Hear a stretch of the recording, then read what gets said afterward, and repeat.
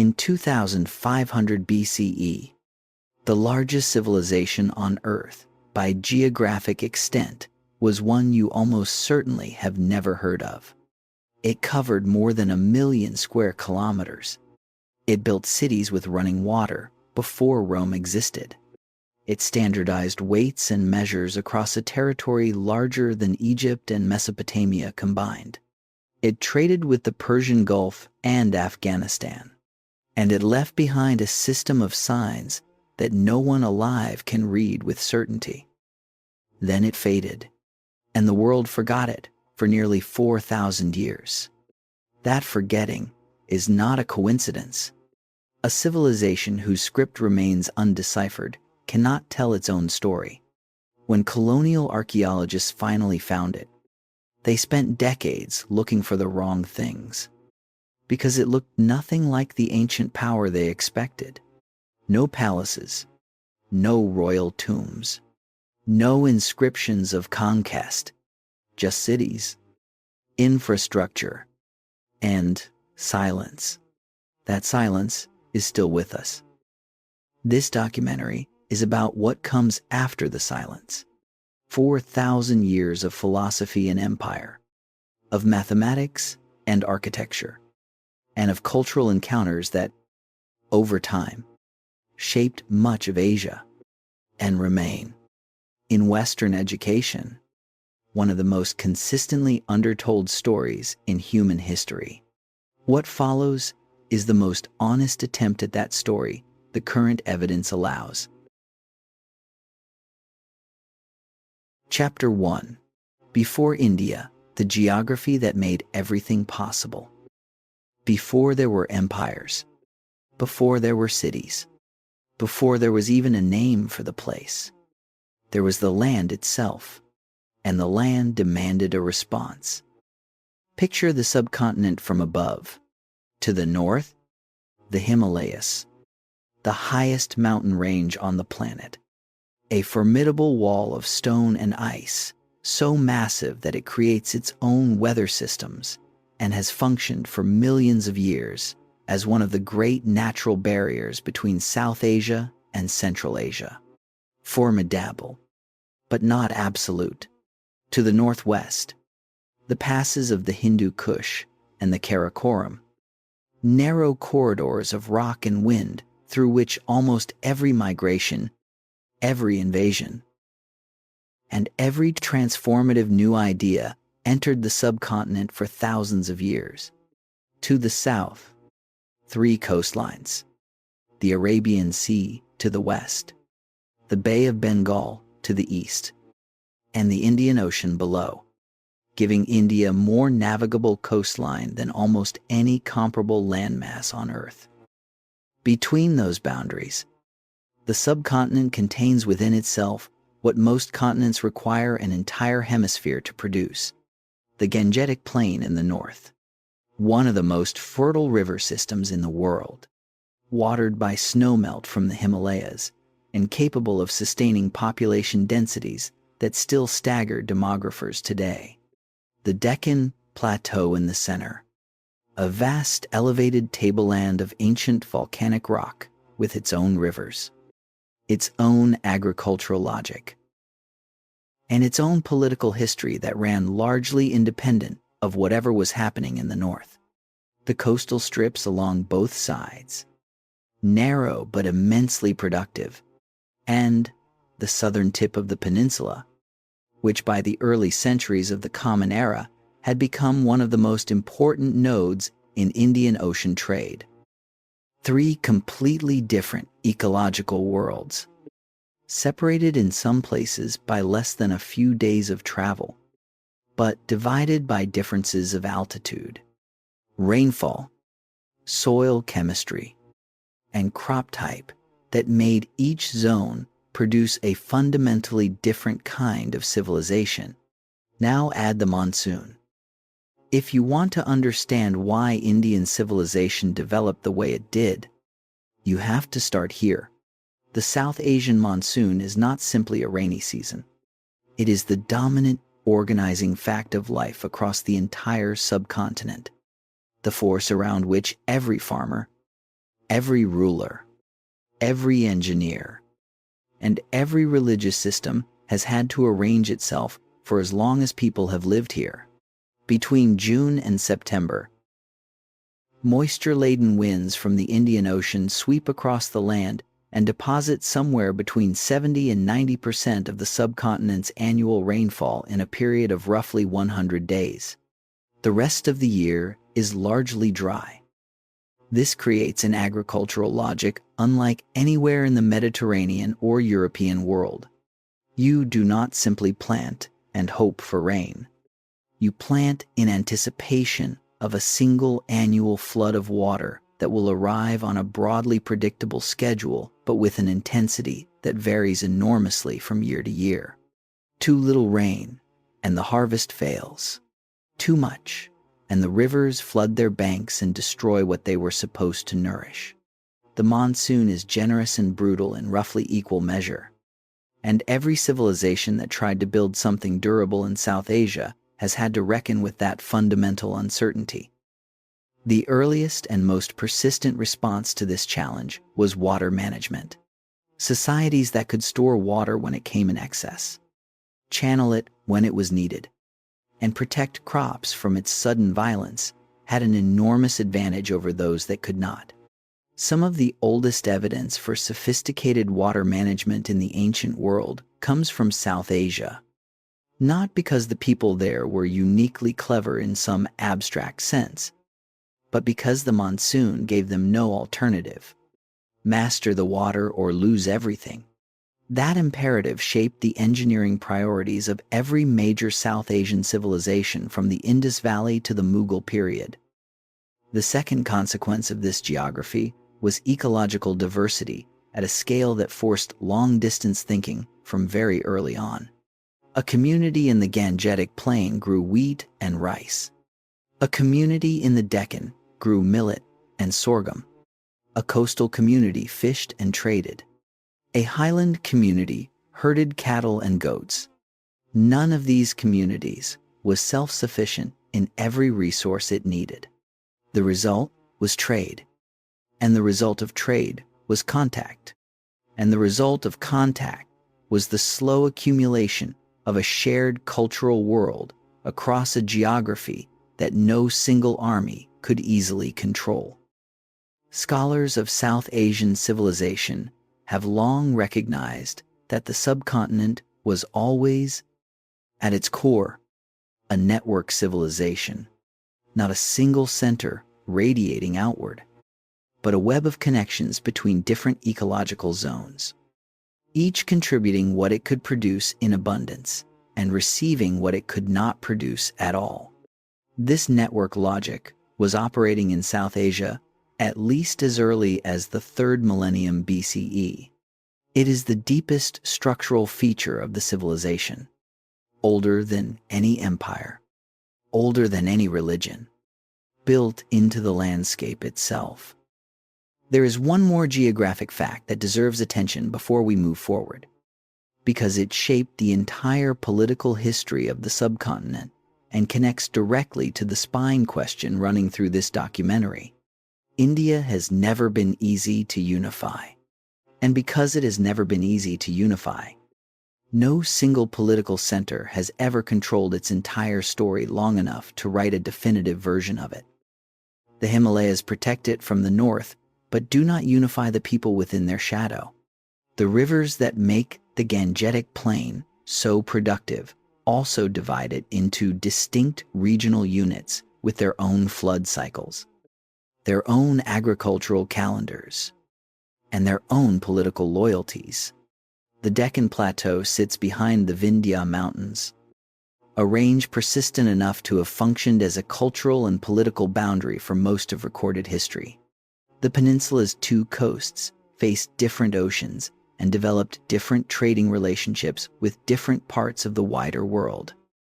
Every ruler who ever attempted to control the entire subcontinent, from Chandragupta Maurya in the 4th century BCE to Aurangzeb in the 17th century CE, ran into this same resistance from the land itself.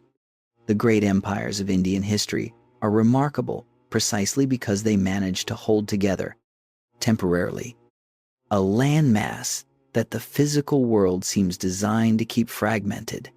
And when those empires fell, as they all eventually did, the fragmentation returned. Different regions, different traditions, different interpretations of history. This is part of why the story is so hard to tell. There's no single archive. There is no single language.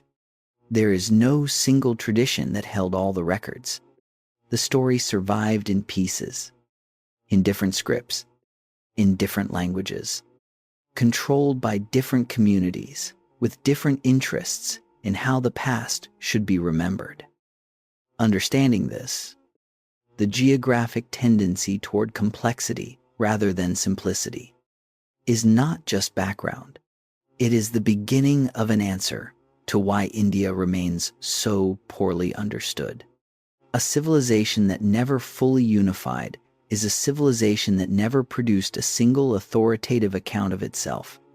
What we have instead is an argument, conducted across 4,000 years, in dozens of languages, with no final verdict.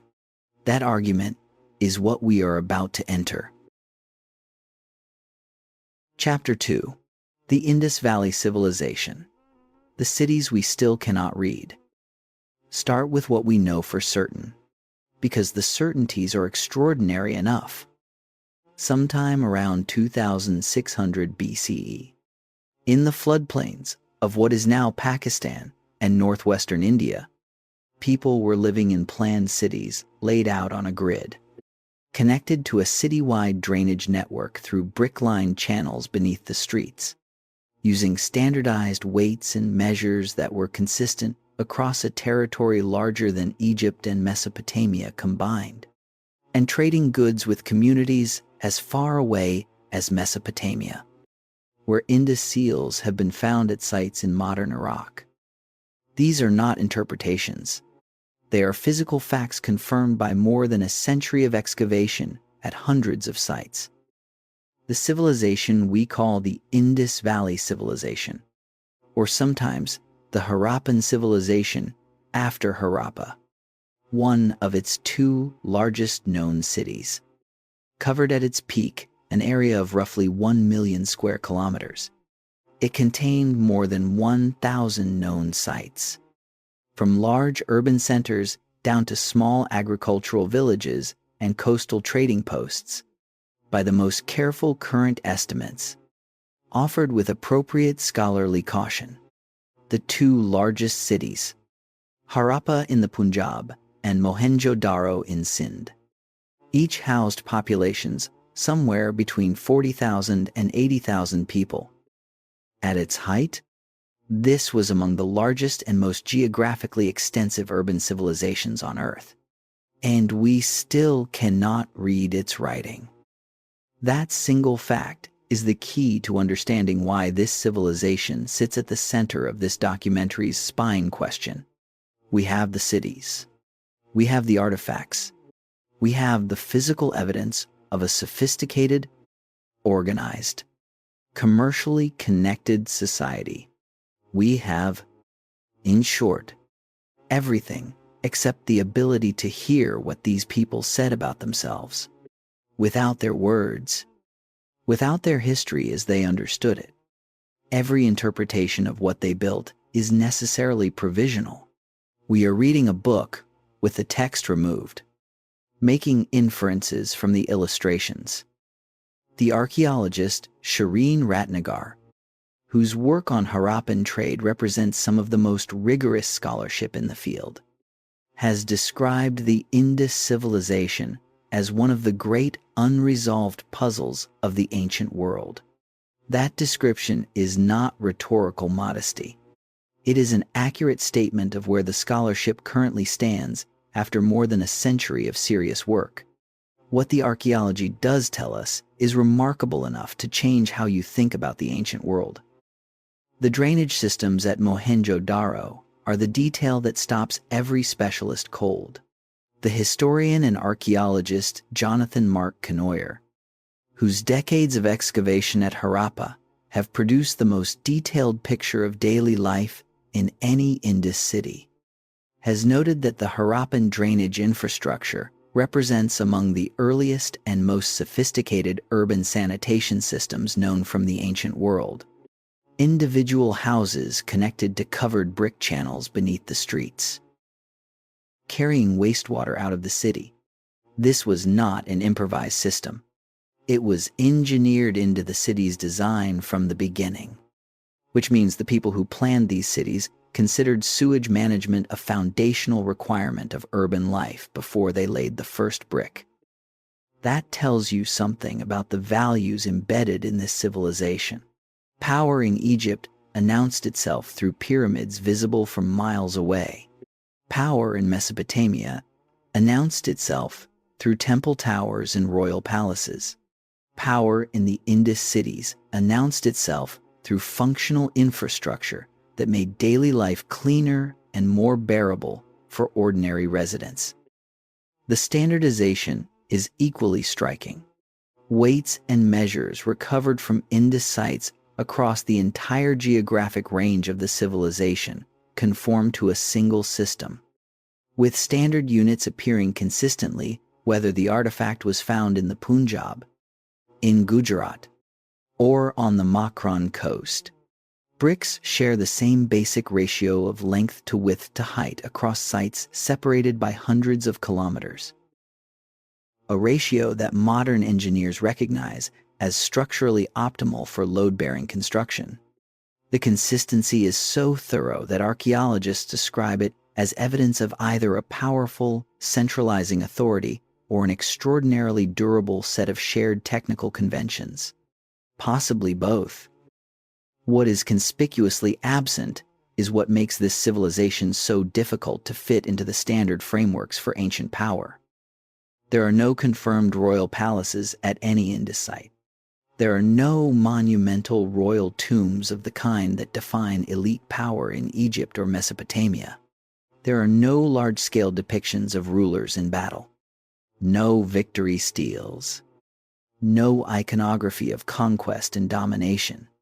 The buildings that stand out from the residential fabric of Harappan cities are civic in character.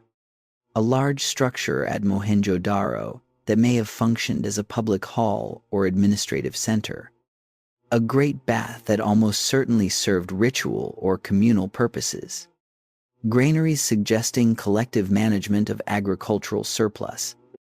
The archaeologist Rita Wright, in her comprehensive study published in 2010, describes this absence as one of the most intellectually challenging features of Harappan archaeology. Every other complex civilization we know from this period announced its power through the built environment. Rulers built big. They built visibly. They built in ways that made hierarchy legible to everyone who walked through the city. The Indus cities do not do this. This does not mean there was no hierarchy. Grave goods show clear differences in wealth and status. Some houses are significantly larger and better appointed than others. But the gap between the wealthiest and the ordinary was not, based on the physical evidence, remotely as extreme as what we see in Egypt or Mesopotamia at the same period. Whether this reflects a genuinely different ideology of power, one that expressed authority through control of trade and ritual rather than through monumental personal display, or simply a pattern of elite behavior we have not yet correctly identified, remains genuinely open. The trade networks are among the most confidently established facts. Lapis lazuli from Afghanistan, carnelian beads from Gujarat workshops found at sites across the Middle East. Among the earliest evidence for cotton cultivation in the ancient world comes from the Indus region, with carbonized fibers recovered from sites dating to the 6th millennium BCE. The merchants who moved these goods operated within a commercial network that connected the subcontinent to the Persian Gulf and the rivers of Mesopotamia, making the Indus Valley one of the earliest nodes in what we might recognize as international trade. The seals are the objects that haunt scholars most persistently. Carved from steatite, a soft stone that takes fine detail, the seals bear images of animals alongside signs from the undeciphered script. The most common image is the single horned animal, depicted in profile with what appears to be a ritual object in front of it, found at sites across the civilization in such numbers that it clearly carried significant meaning. The script itself, found on seals, pottery, and a small number of other objects, consists of somewhere between 400 and 600 distinct signs. Dozens of attempts at decipherment have been made since the 1920s. None has achieved scholarly consensus. The fundamental problem is the absence of a bilingual text, something equivalent to the Rosetta Stone, that would allow researchers to anchor the unknown script to a known language. Without that anchor, the script remains a closed door. We can count the signs. We can map their distribution. We can make inferences about the system's structure. We cannot read it. And because we cannot read it, the Indus civilization cannot tell its own story, which means that every version of its story told by others, including this one, is necessarily incomplete. Then came the decline. Around 1900 BCE, the great urban centers began a process of contraction and transformation that unfolded over several centuries. Mohenjo-daro shows signs of declining civic maintenance, with drainage systems falling into disrepair. Harappa shows evidence of population shifts and changing land use. The standardized weight system disappears from the archaeological record.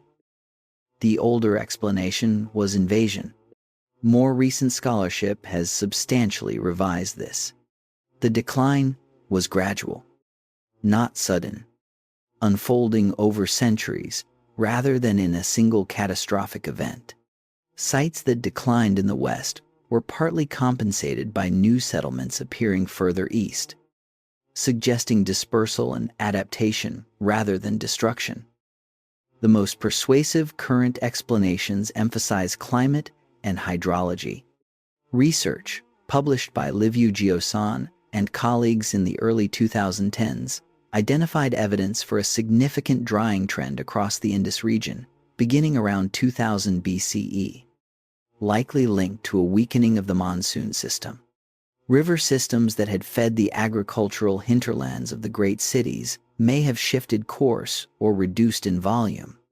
The surplus that had supported dense urban populations may have become impossible to sustain. The Indus cities did not fall. They faded. Their populations dispersed eastward and southward, carrying with them the agricultural knowledge, the craft traditions, and very likely elements of the social practices that had developed across 1,000 years of urban civilization. Here is what that means for the spine question running through this documentary.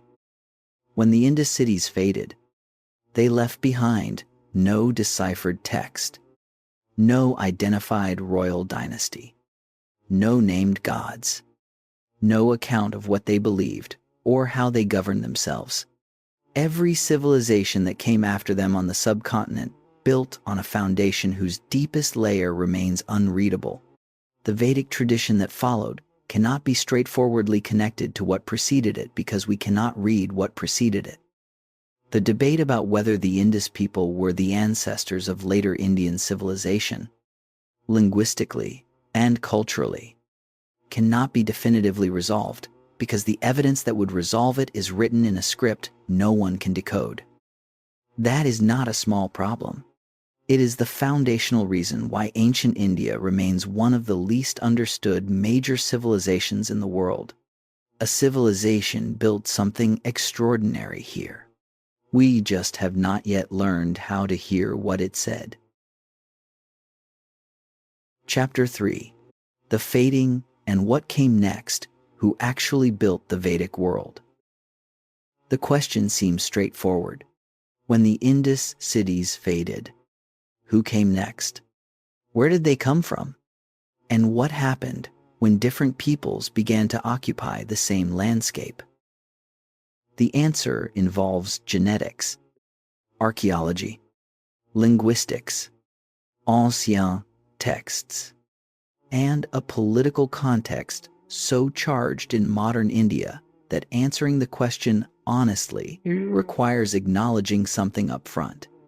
Almost every answer given to this question in the past century has been shaped, to some degree, by the ideological needs of the people giving it. The colonial scholars who first framed the debate had their assumptions. The Hindu nationalist movements that rejected their conclusions had theirs.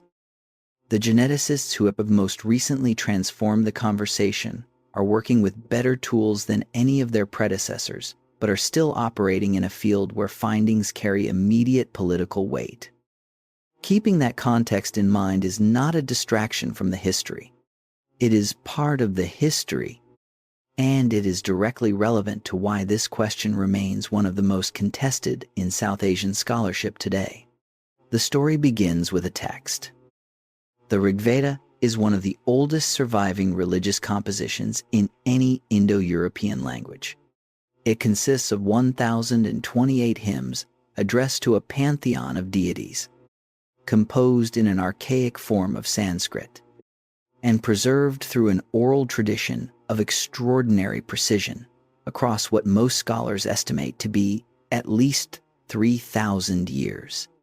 The hymns describe a world of pastoral life, cattle herding, horse-drawn chariots, ritual, fire, sacrifice, and a cosmology centered on natural forces personified as gods: Indra, the storm god and warrior deity; Agni, the sacred fire; Varuna, the keeper of cosmic order. The people who composed these hymns called themselves the Arya, a term that, in its original Vedic context, meant something like noble or of good family, a marker of cultural and ritual status. It was not a racial category. The catastrophic redefinition of that term by 19th century European scholarship and its subsequent appropriation by 20th century political movements has nothing to do with how the word was used by the people who composed the Rig Veda. That distinction matters enormously for understanding what the ancient evidence actually says. Where did these composers come from?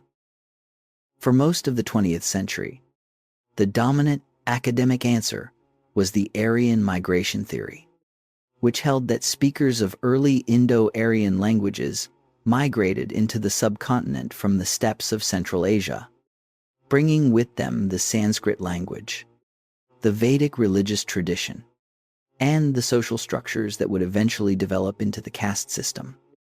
This theory became politically explosive because Hindu nationalist movements in India rejected it as a colonial imposition designed to portray India's foundational culture as an import rather than an indigenous development. The counterargument was that the Vedic tradition originated in India, that the Indus Valley people were the Vedic people, and that the entire migration framework was invented to serve European interests. The genetics have now produced evidence that neither side finds entirely comfortable.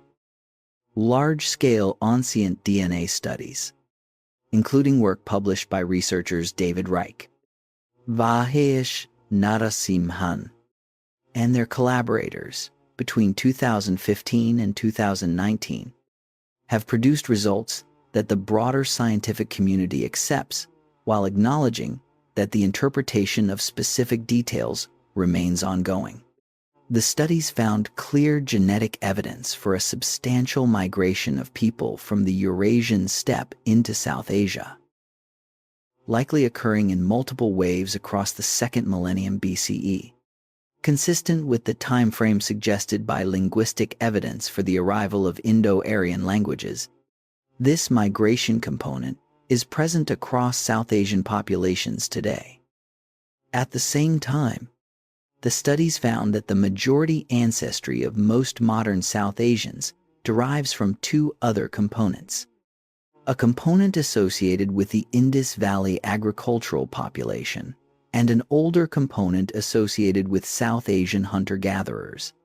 The steppe-related component, the one most associated with the Indo-Aryan migration, is real, but is a minority contributor in most populations. What this means is significant and should be stated plainly. The people who composed the Rig Veda were almost certainly not a foreign population replacing an indigenous one. They were a group that had migrated into a subcontinent already populated by people with deep roots.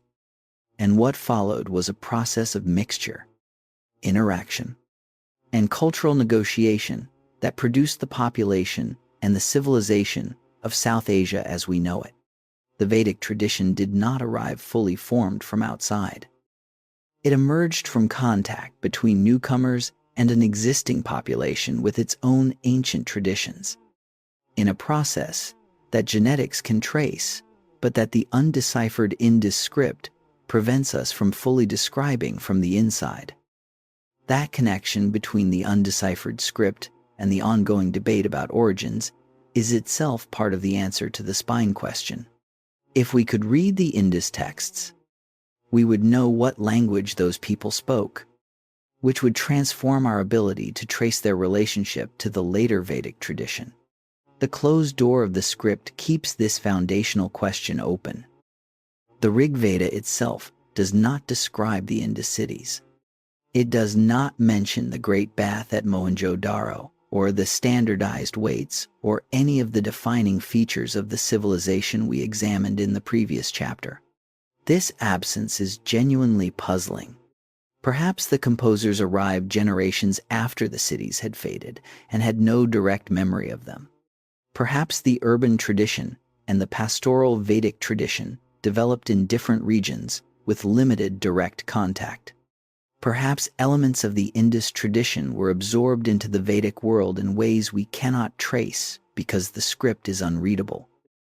What is clear is that by roughly 1000 BCE, the center of gravity of South Asian civilization had shifted from the Indus plain to the Gangetic plain. The texts that follow the Rig Veda reflect a world increasingly organized around settled agriculture, a growing social hierarchy, and the elaboration of ritual practice into a complex system requiring specialist knowledge and specialist performers. This is where the Varna system begins to take institutional shape. The oldest reference to what would become the four Varna framework appears in the Purusha Sukta, a late hymn in the Rig Veda that describes the creation of the social order from the body of a primordial being. From his mouth came the Brahmins.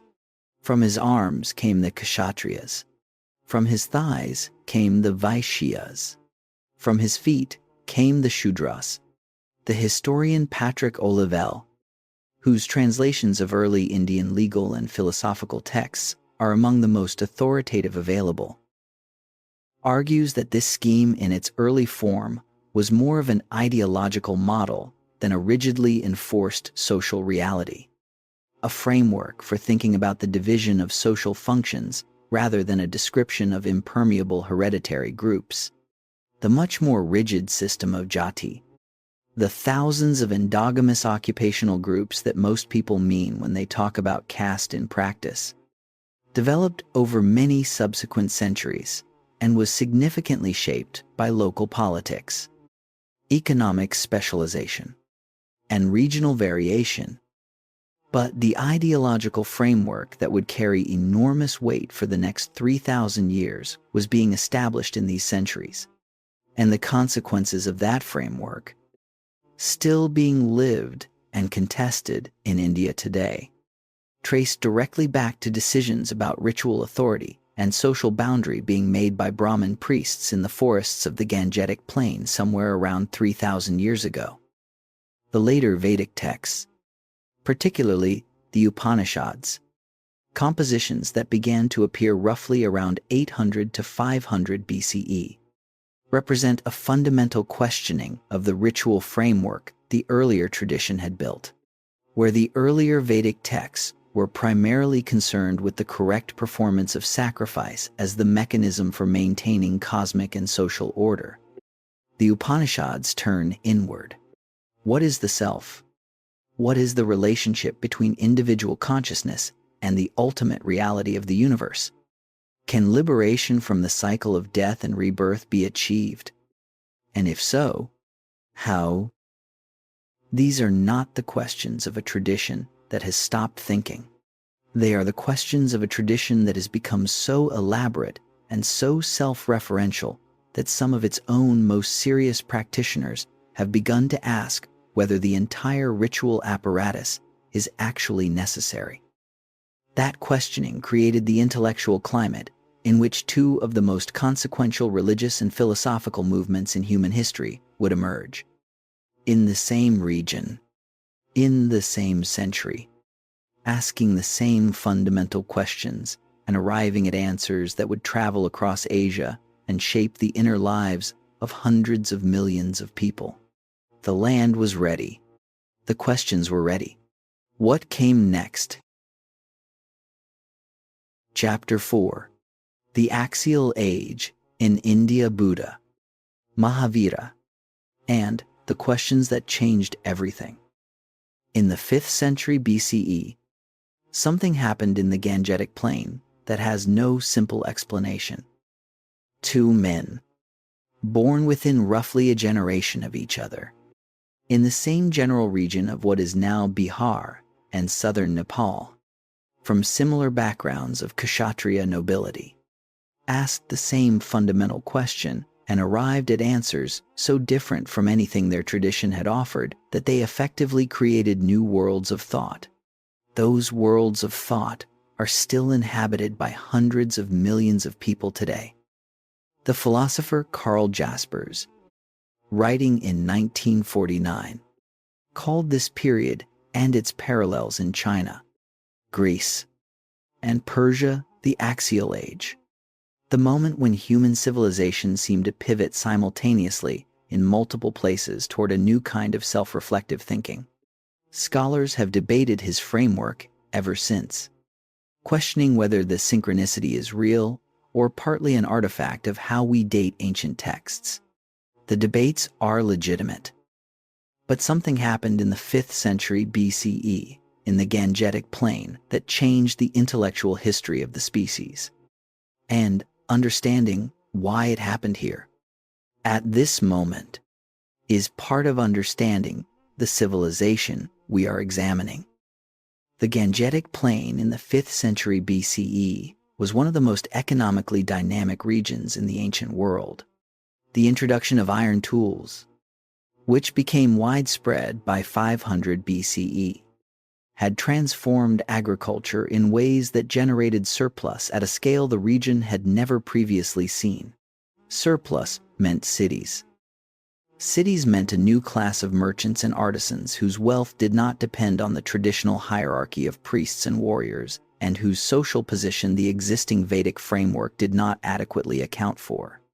These were people with resources, with questions, and, with no particular reason to accept the answers the Brahmin establishment was selling.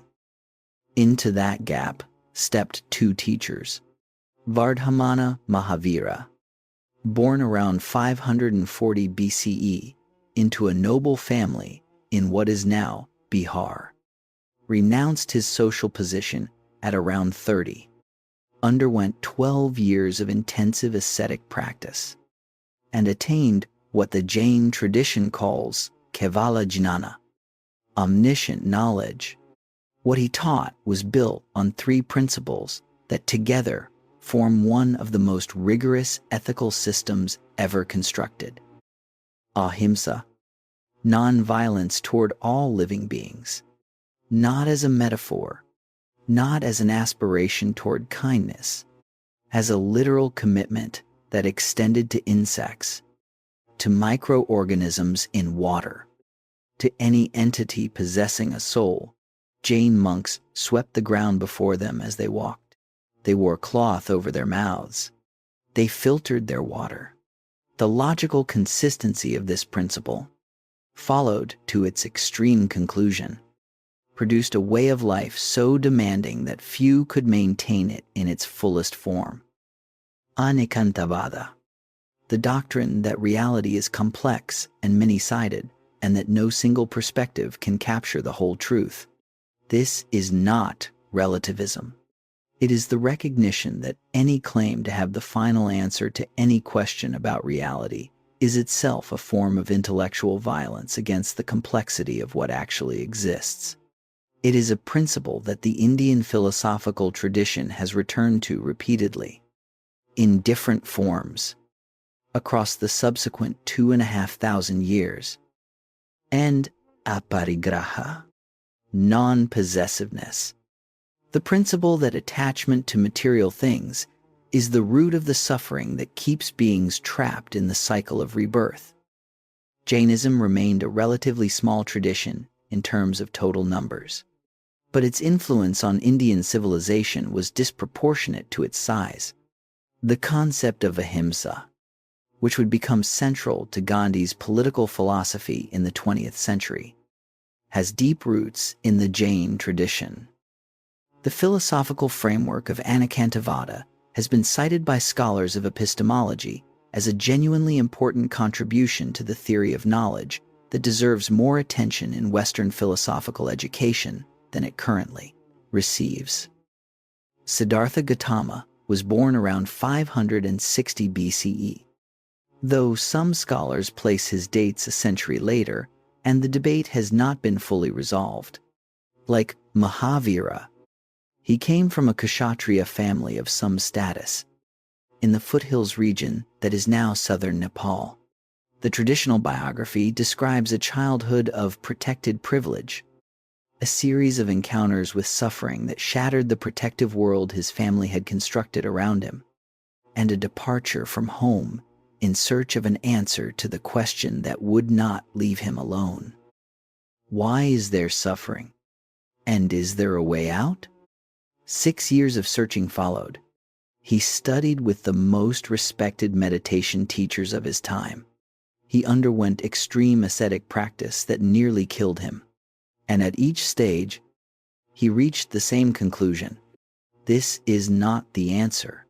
He sat down under a tree at the place now called Bodh Gaya, in what is now the state of Bihar, and he did not get up until he had found what he was looking for.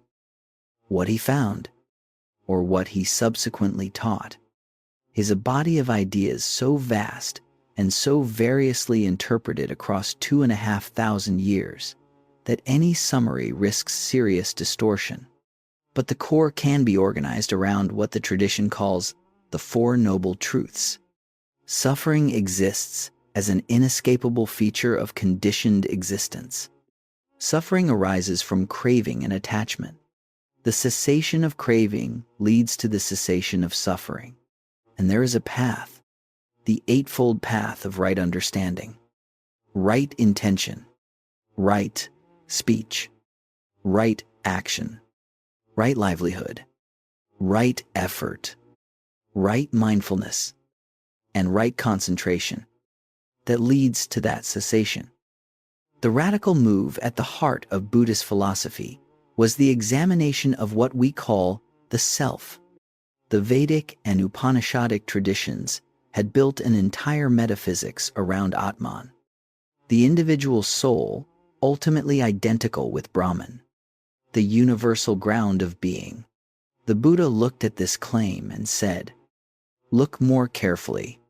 When you examine your experience closely, you do not find a permanent self.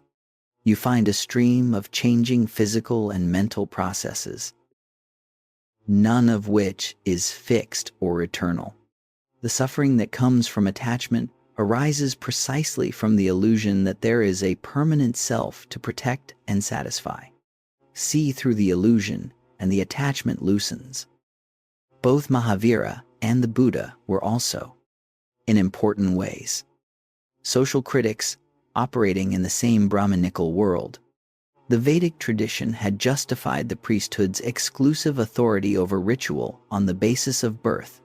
You were a Brahmin because you were born one. Both teachers rejected this. In their communities of practitioners, membership was determined by commitment and practice, not by birth. Merchants, farmers, women, and people from every social background could join and potentially achieve liberation. This was heard as a direct challenge to the existing social order, and it was embraced most enthusiastically by exactly the communities the existing order served least well. Buddhism in particular proved to be one of the most consequential intellectual and spiritual exports in human history. Within a few centuries of the Buddha's death, it had spread across South Asia. Within 1,000 years, it had reached Central Asia, China, Korea, Japan, and Southeast Asia, in forms adapted to each new cultural context, while retaining certain core insights about the nature of suffering and the possibility of liberation.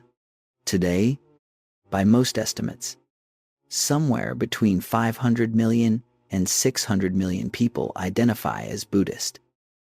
That expansion began here, in the forests and towns of the Gangetic Plain, because a young man from a privileged family refused to accept the answers his tradition was offering and went looking for better ones. The questions he asked were good enough that 2,500 years of argument have not exhausted them. The land that produced these questions was also, in the same centuries, producing political ambition at a scale the subcontinent had not previously seen. The independent city-states and kingdoms of the Gangetic Plain were beginning to consolidate, to compete, to absorb each other, and the question of who would unify the plain, and how, was about to be answered by a young man whose name history remembers alongside the great empire builders of the ancient world.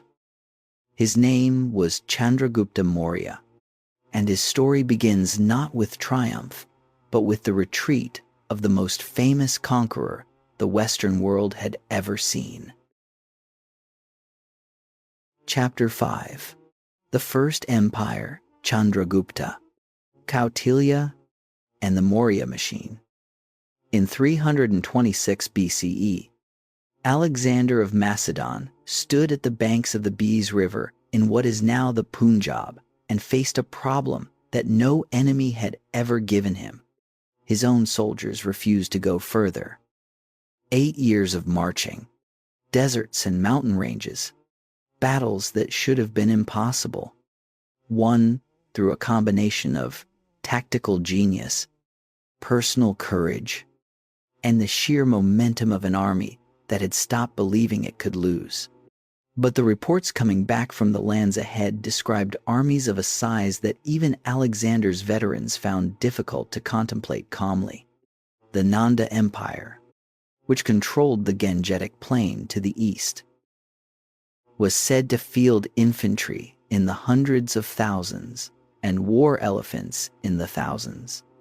Whether those numbers were accurate or vastly exaggerated, as ancient military figures almost always are, the psychological effect on an army already exhausted and far from home was the same. Alexander turned back. He died in Babylon in 323 BCE, at the age of 32. His generals divided his empire among themselves. The eastern frontier provinces became contested borderlands between competing successor states. Into this power vacuum stepped a young man whose ambition was matched only by his intelligence, and who had, by extraordinary fortune or extraordinary judgment, found a mentor whose understanding of power was the most systematic the ancient world had produced. Chandragupta Maurya's precise origins are described differently in different sources. Some connect him to the Nanda royal family. Others give him a more modest background.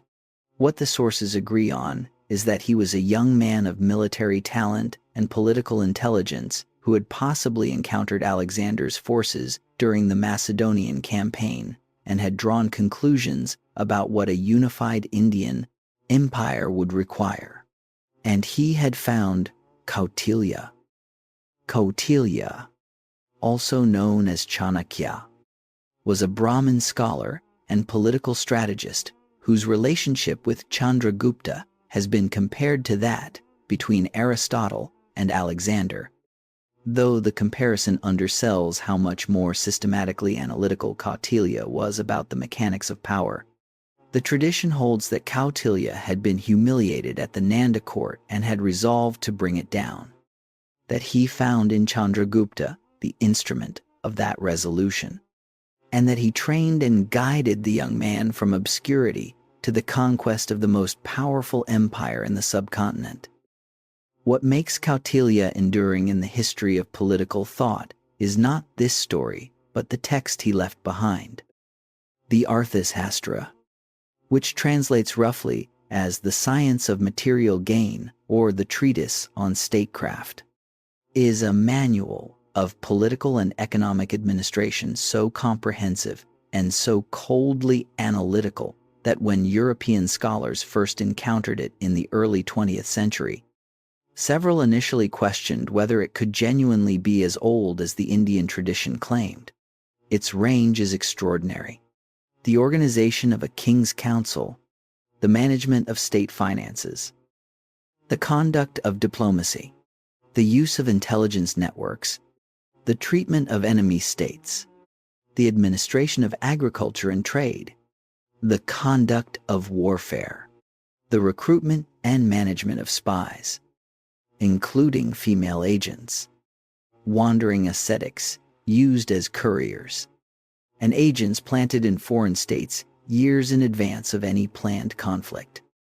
The text treats deception as a standard tool of statecraft with no more moral discomfort than it treats tax collection. On the relationship between a king and his ministers, it is equally unsentimental. Trust no one completely. Rotate officials between positions to prevent the accumulation of personal power. Use agents to monitor the loyalty of those closest to the throne. Understand that the greatest threats to a ruler's power come not from foreign enemies, but from within the court. Niccolò Machiavelli would write The Prince in 1513 CE, and would be described as inaugurating a new and cynical realism in political thought. Kautilya had been there before him, in a text composed roughly 1800 years earlier. The comparison has real limits, since the two texts reflect very different political contexts and draw on very different philosophical traditions, but the parallel in analytical coldness is genuine and has been noted by political theorists across cultures for good reason. Chandragupta used these principles to build an empire with a speed that astonished his contemporaries. The campaign against the Nanda Empire began around 321 BCE. The Nandas, despite their reported military strength, were apparently deeply unpopular rulers, known for heavy taxation and the resentment of the established aristocracy. Chandragupta exploited this resentment through a campaign that combined military force with political intelligence. Moving through the northwestern territories, the Macedonian withdrawal had left uncontrolled before turning east toward the Nanda heartland. The Nanda Empire fell. Chandragupta was in control of Pataliputra, the Nanda capital, by approximately 320 BCE. He was not finished. The confrontation with Seleucus Nicator, one of Alexander's generals who had claimed the eastern portions of the Macedonian Empire, resulted in a treaty whose terms reveal the relative power of the two rulers with unusual clarity. Seleucus ceded not only the territories Alexander had briefly controlled, but additional territory in what is now Afghanistan and Baluchistan, receiving in return 500 war elephants and, according to some sources, A marital alliance. The Greek ambassador, Megasthenes, was sent to Pataliputra, and the account he wrote of the Maurya court, surviving only in fragments quoted by later authors, provides one of our most valuable external descriptions of the empire at its height. Megasthenes was impressed. His description of Pataliputra suggests a city of remarkable scale and organization. He described the Maurya administration in terms indicating a level of bureaucratic sophistication comparable to, and in some respects exceeding, what he knew from the Hellenistic world. Roads, officials who measured land and managed public works, a royal court with elaborate hierarchy and a culture of systematic caution about loyalty. What Megasthenes was describing was the administrative apparatus that the Arthashastra had theorized and that Chandragupta and Kautilya had built into operational reality. The Maurya state was organized around a central administration at Pataliputra with provincial governors administering the major regions. Below them, a hierarchy of district and village officials who collected taxes, maintained roads, managed irrigation, and reported upward through the chain. The military establishment was formidable. War elephants were a strategic asset of enormous importance in ancient Indian warfare, and the Maurya Empire maintained a substantial elephant corps that gave it a military advantage against most potential opponents. By the end of Chandragupta's reign of approximately 24 years, the Maurya Empire controlled most of the subcontinent north of the Deccan. From the northwestern frontier regions to the Bengal Delta, it was the largest political entity South Asia had ever seen. According to the Jain tradition, Chandragupta abdicated the throne, converted to Jainism, and accompanied the Jain monk Bhadrabahu to Karnataka in southern India, where he eventually died by the Jain ascetic practice of voluntary fasting.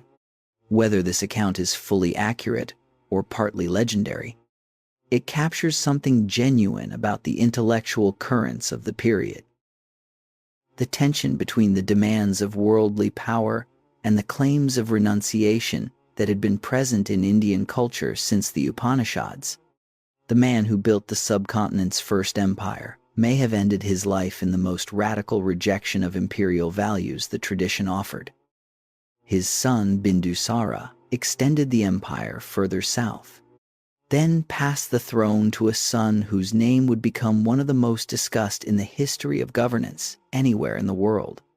The story of that son begins with a battle whose cost changed him permanently. It ends with words carved in stone across an entire subcontinent that are still readable today, still asking the same question of anyone who stops long enough to pay attention. What does a ruler owe to the people he rules? Chapter 6. Ashoka, the emperor who changed his mind. There is a moment in the history of governance that almost never happens. A ruler, at the height of his power, after a military victory that has confirmed his dominance over the largest empire his civilization has ever produced, looks at what he has done and decides that it was wrong. Not tactically wrong, not strategically wrong, morally wrong.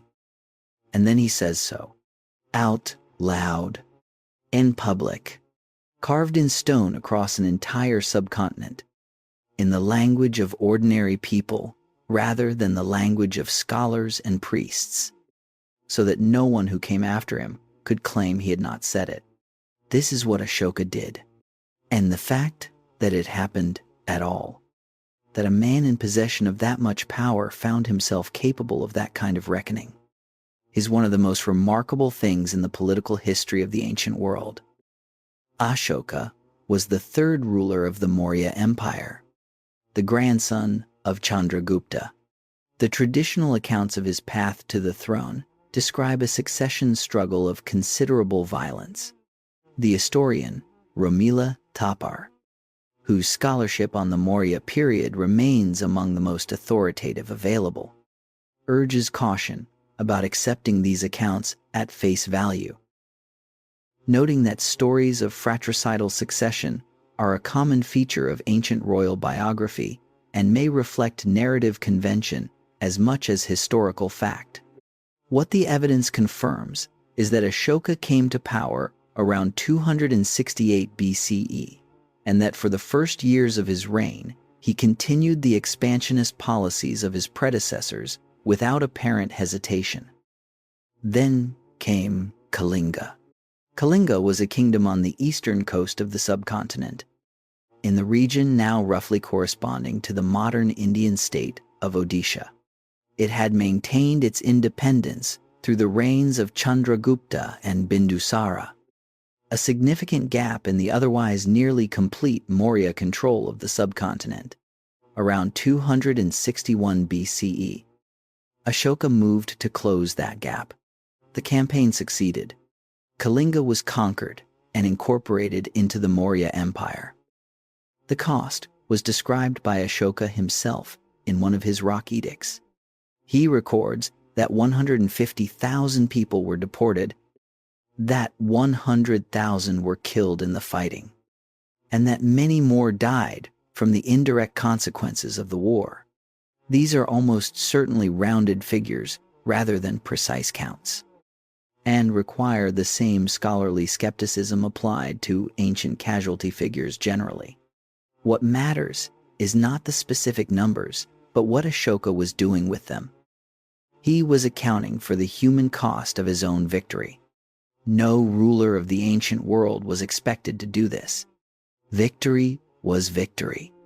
The dead were the cost of achieving it, expressing public grief and remorse over those deaths on a permanent public medium, addressed to your subjects rather than to your court, was not something rulers did.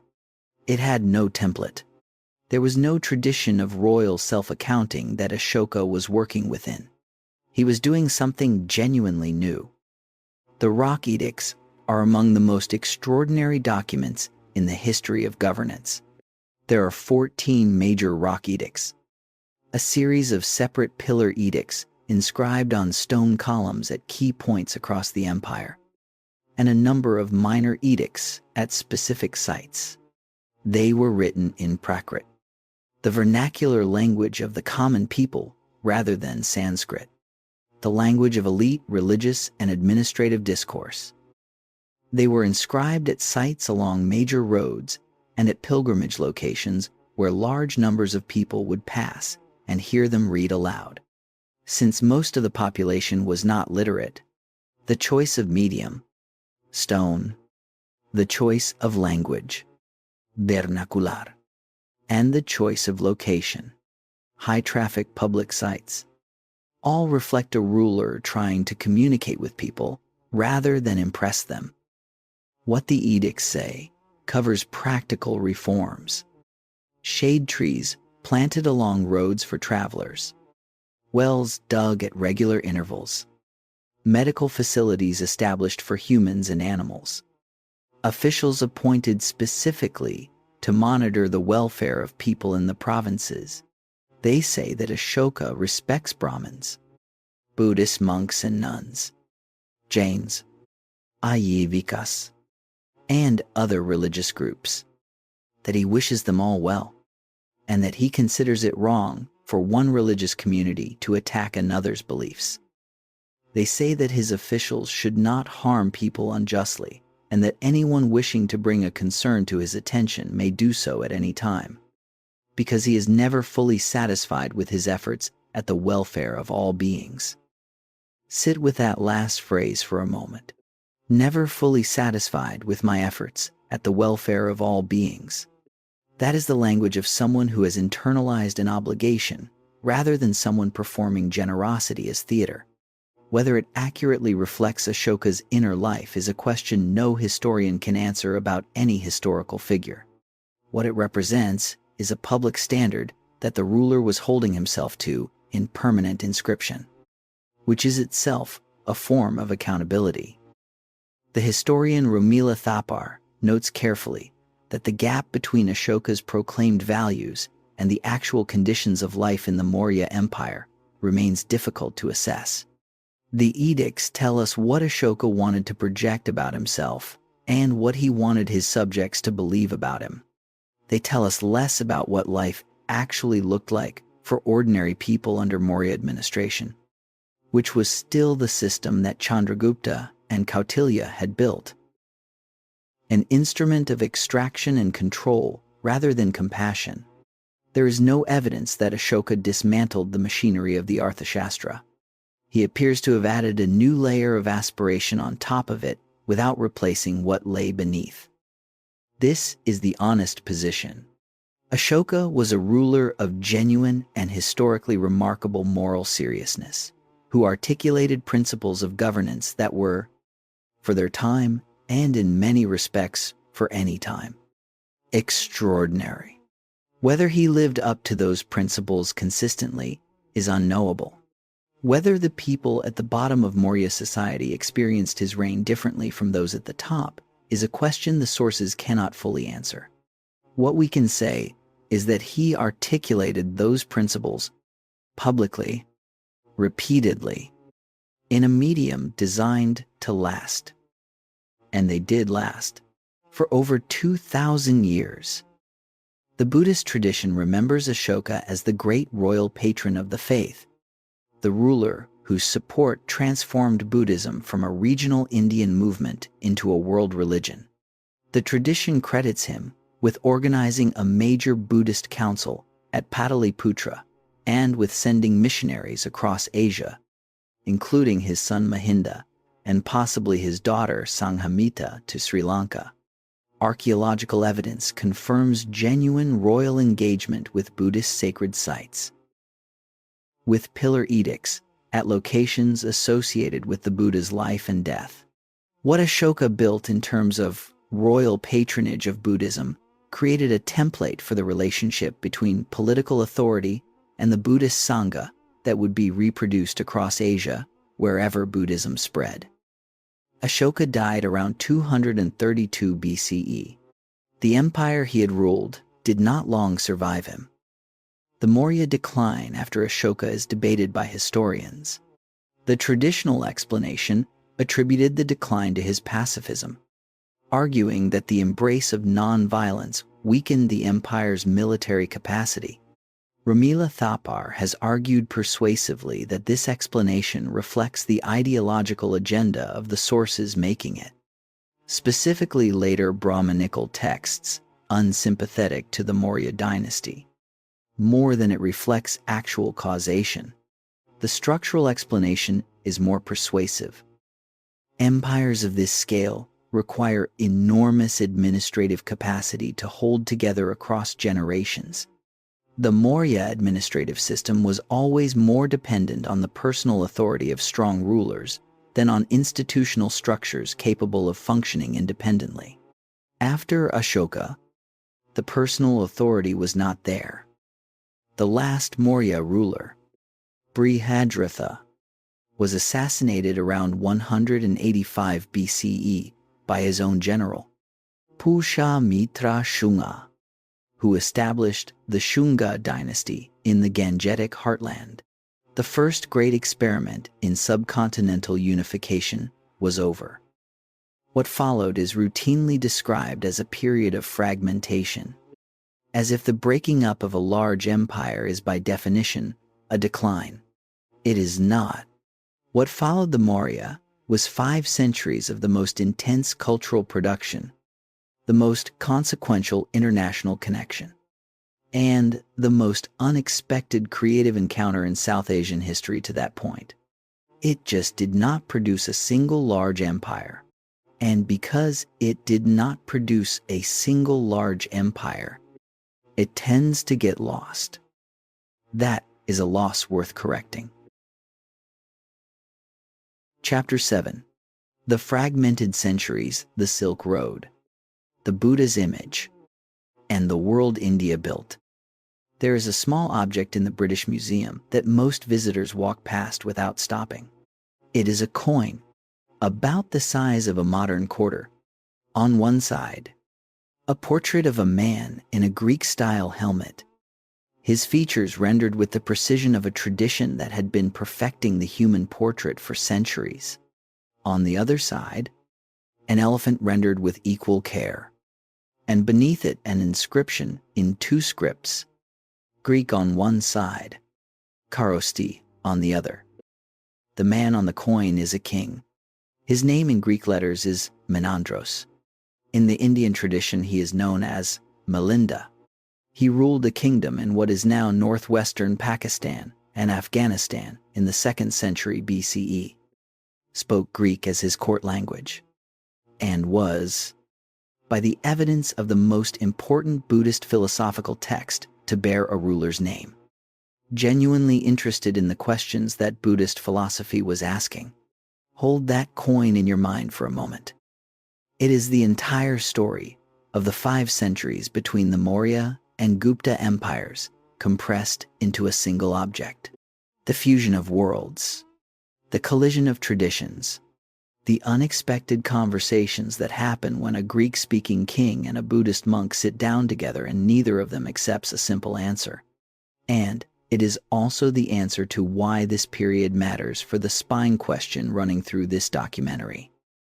If you want to understand why ancient India is so difficult to tell as a single story, look at this coin. It is a Greek king on Indian soil, thinking in Buddhist categories, leaving behind a text that Indian scholars would study for centuries. There is no single frame large enough to hold all of that at once.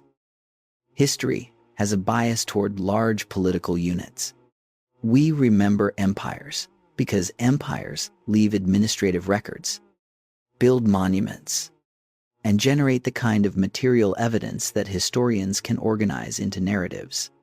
The 5 centuries between the Maurya collapse and the Gupta consolidation, the Shungas, the Satavahanas, the Indo-Greek kingdoms, the Sakas, the Kushanas, tend to disappear into the category of post-Maurya fragmentation.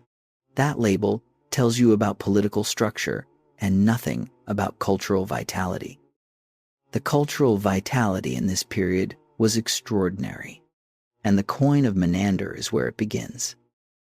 Alexander's campaigns had left Greek-speaking populations in the cities of Bactria and the Indus region. When the Seleucid Empire weakened in the early 2nd century BCE, the Greek rulers of Bactria declared effective independence and established what modern scholars call the Indo-Greek kingdoms, a series of dynasties that ruled parts of Afghanistan and northwestern India for roughly 2 centuries. Their coins are among the most artistically sophisticated of the ancient world, bearing portraits of exceptional quality and bilingual inscriptions that reflect the genuinely bicultural world these rulers inhabited. The text, called the Milindapana, the Questions of Milinda, records an extended philosophical dialogue between King Menander and the Buddhist monk Nagasena about the nature of the self, karma, and the fundamental questions of Buddhist philosophy. Whether the text reflects an actual historical conversation or is a later literary construction using Menander as a convenient figure, it testifies to something real. The Northwestern cultural encounter was producing genuine intellectual engagement between Greek philosophical traditions and Buddhist thought. The kind of engagement that happens when educated people from different traditions take each other's ideas seriously enough to argue about them over many sessions, testing every claim, refusing easy resolution.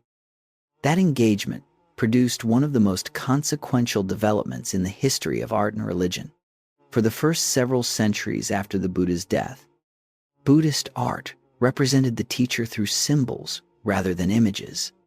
The wheel, representing the Dhamma, the footprints, representing the Buddha's presence, the empty throne, the Bodhi tree.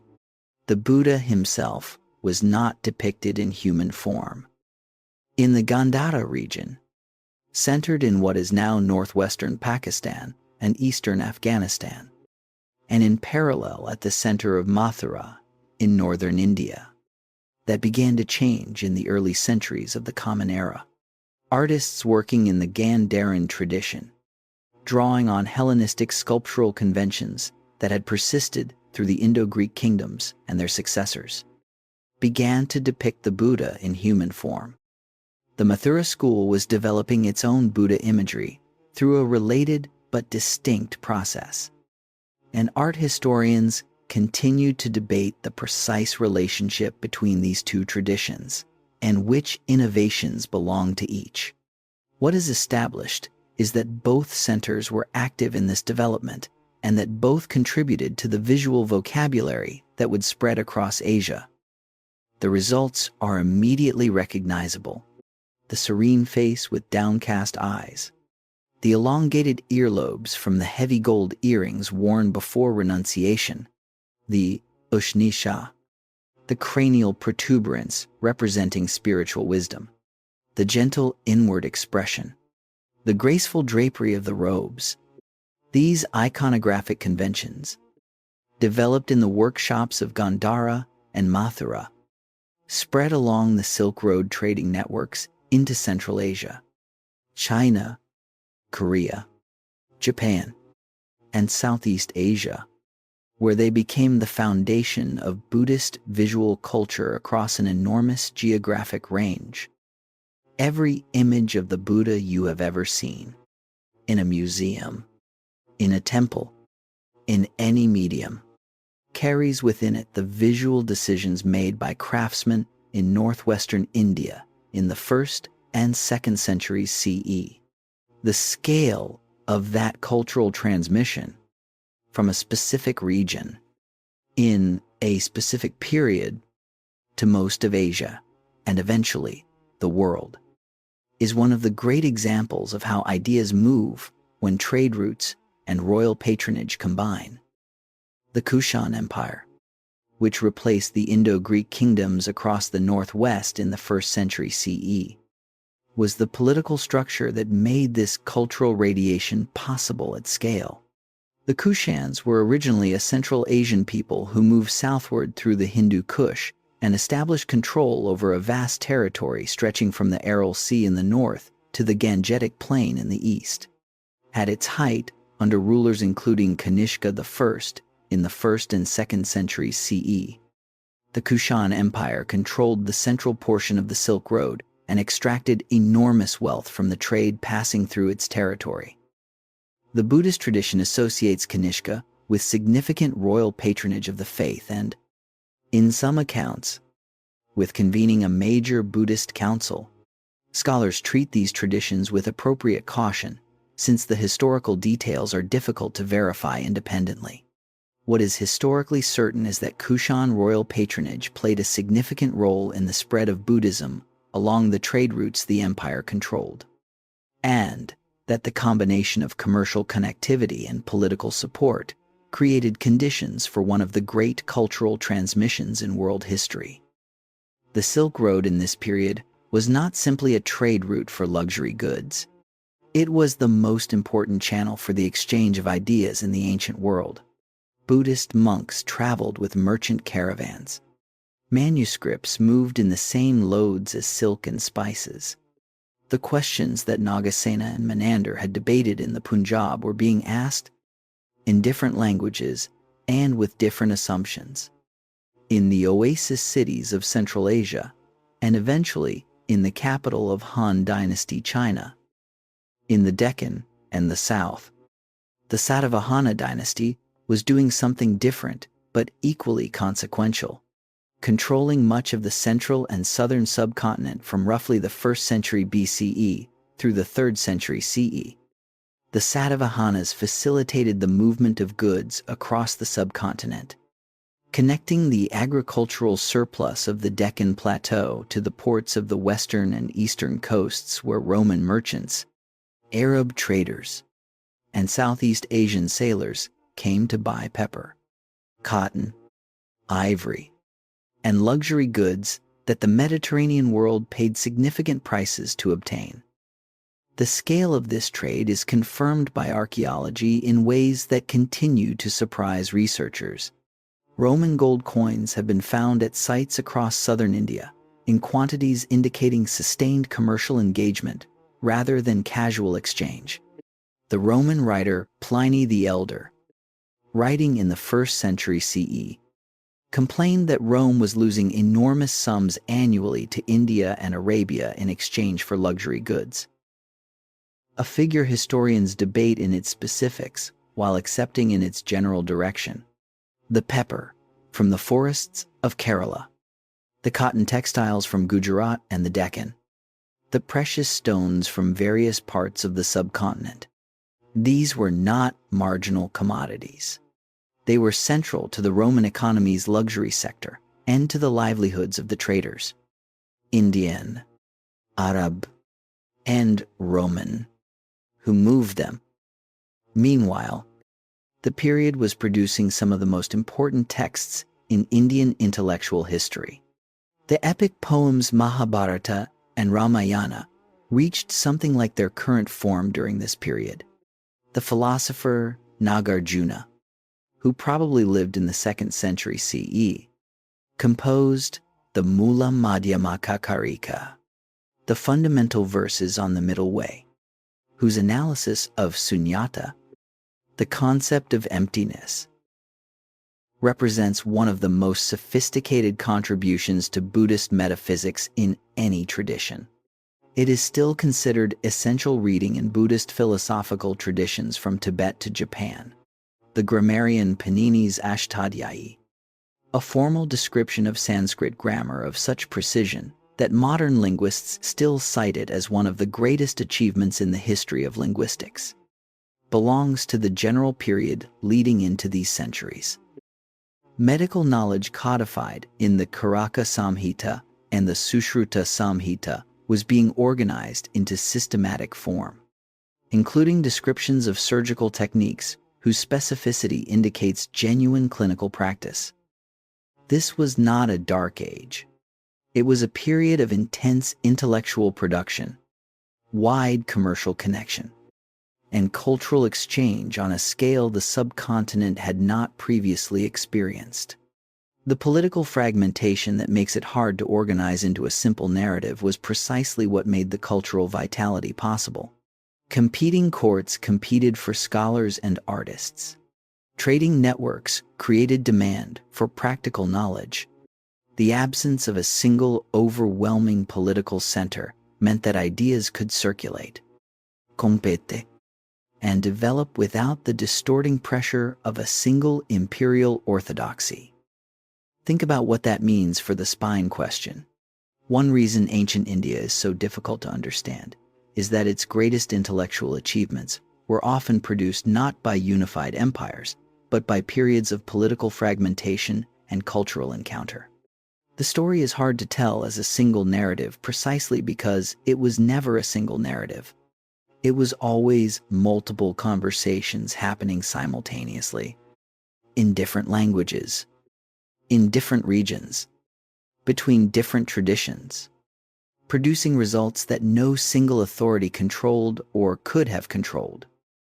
When the Gupta dynasty finally consolidated power in the early 4th century CE, it inherited all of this accumulated wealth, intellectual and material, commercial and artistic. What it built on that foundation has been called a golden age. Whether that label is fully honest is the question we need to sit with next.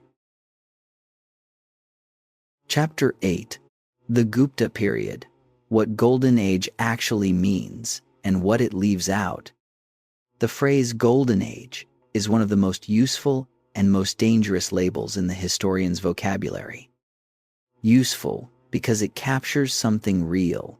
The Gupta period in India, roughly from the early 4th century CE through the mid-6th century CE, was genuinely a period of extraordinary intellectual and cultural achievement. The mathematics developed in Gupta-era India changed how the world counts. The literature produced at Gupta courts is still read and performed. The philosophical and scientific work done in Gupta-era institutions influenced scholarship across Asia for centuries. These are not exaggerations. They are documented contributions to human knowledge that can be traced, sourced, and independently verified. Dangerous because the label flattens. It suggests a uniform brightness that obscures the shadows. And in the case of Gupta India, the Golden Age label has been deployed with particular intensity by certain strands of Hindu nationalist historiography in ways that serve present political purposes as much as they describe past reality. The honest approach is to describe what the evidence shows, in both directions, and let the complexity speak for itself. The Gupta dynasty began with Chandragupta I, not to be confused with the Maurya founder of the same name, who consolidated control over a portion of the Gangetic Plain around 320 CE through military success and a strategically important marriage alliance with the Licchavi clan. His son, Samudragupta, extended the empire dramatically through campaigns described in an inscription on one of Ashoka's original pillars at Allahabad. A text composed by the court poet Harishena that is itself a remarkable literary document, combining genealogical praise, military narrative, and poetic flourish in a way that reveals the sophisticated literary culture of the Gupta court, even as it records political history. Samudragupta's campaigns took him south through the Deccan, where he defeated a series of regional rulers before, notably, restoring them to their thrones rather than incorporating their territories directly. This policy of demonstrating supremacy without direct annexation reflects a different theory of empire from the Maurya model, one organized around the acknowledgement of Gupta paramountcy rather than administrative absorption of every conquered territory. The Gupta Empire was always a more loosely structured entity than the Maurya had been, and that looseness had consequences for both its cultural dynamism and its eventual fragility. The reign of Chandragupta II, who ruled from approximately 375 to 415 CE, is generally identified as the peak of Gupta power and cultural achievement. The Chinese Buddhist monk Faxian, who traveled through India during this reign seeking Buddhist texts, left an external account that provides an invaluable independent perspective. His descriptions suggest a prosperous and generally well-organized society, with cities that impressed him with their wealth and a population he found largely content. His account has its own limitations and biases, but as an independent external observation from a careful traveler, it carries genuine weight.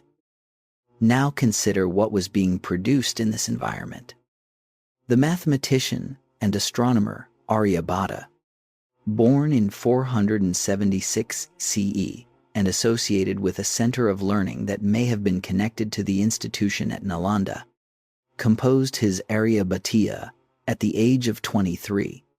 In it, he calculated the value of pi to 4 decimal places, arriving at 3.1416, a figure more precise than most ancient Mediterranean calculations. He worked out the approximate length of the solar year with a precision that modern calculations confirm was remarkably close to the actual figure. And, in a proposition that was genuinely revolutionary, he suggested that the apparent movement of the stars across the sky is a consequence of the Earth's own rotation rather than the stars themselves moving.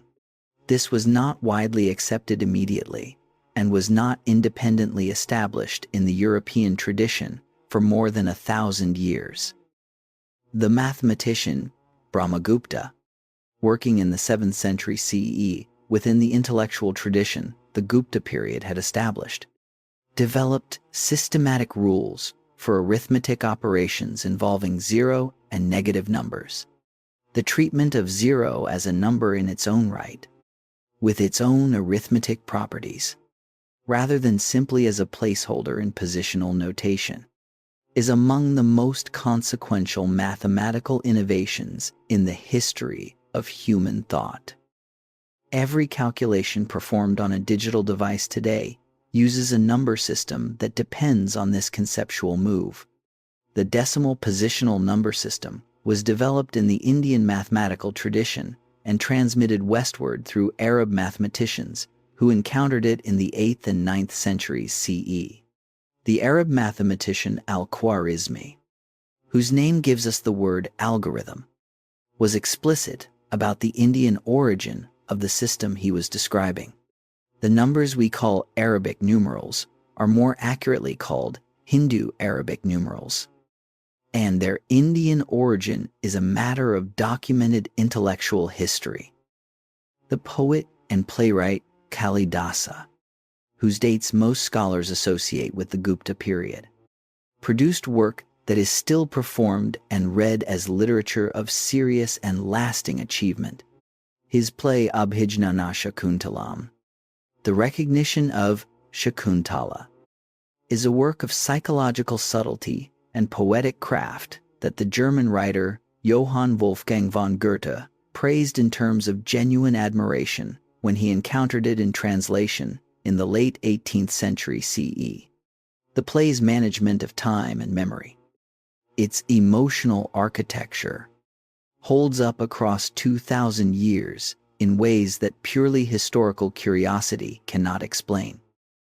The institution at Nalanda in Bihar, which probably began as a Buddhist monastery in the Gupta period and grew over the following centuries into a center of learning that attracted students from across Asia, was drawing scholars from China, Korea, Japan, Tibet, Central Asia, and Southeast Asia by the 7th century CE.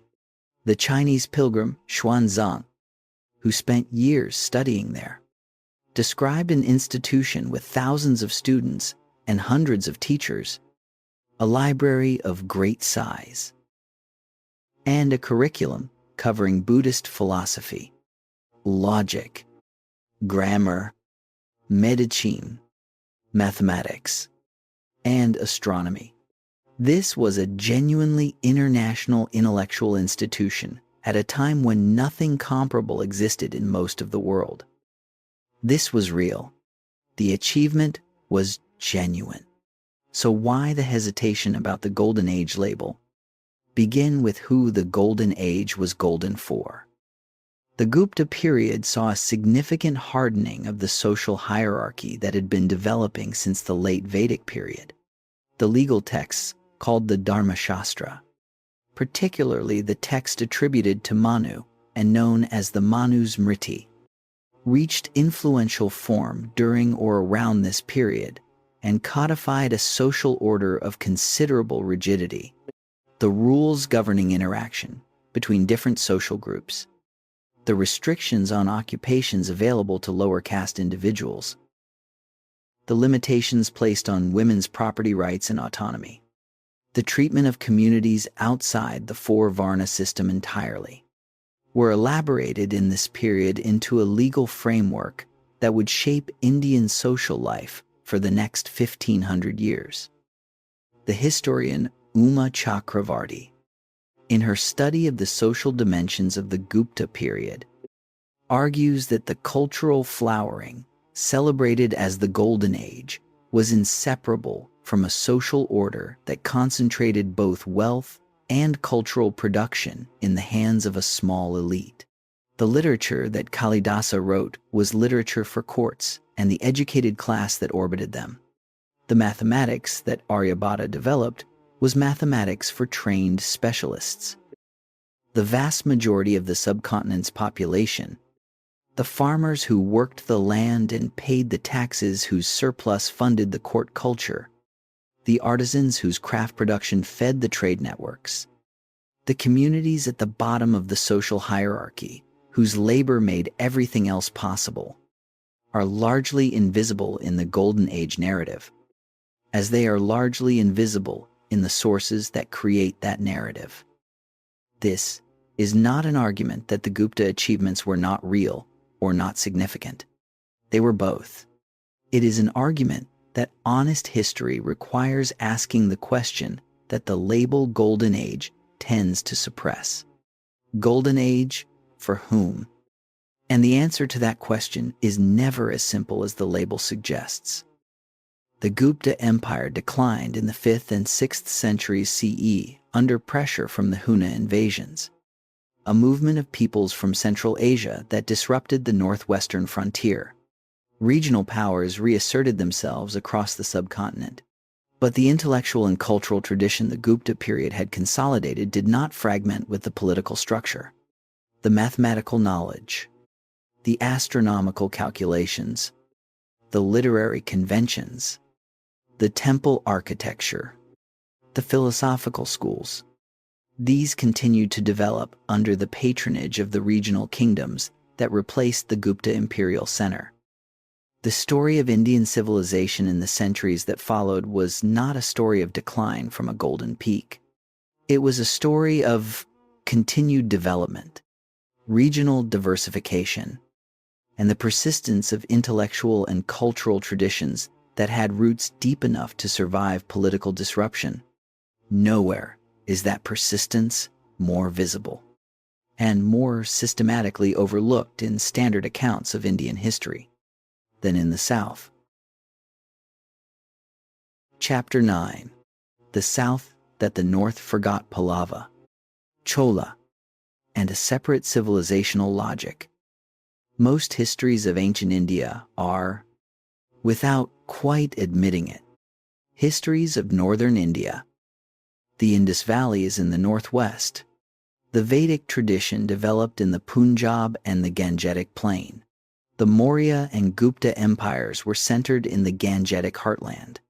The standard narrative moves from west to east along the northern river systems, and when it reaches the Deccan, or the peninsula, it tends to slow down, offer a brief account of trade or temple building, and then return quickly to whatever is happening in the north.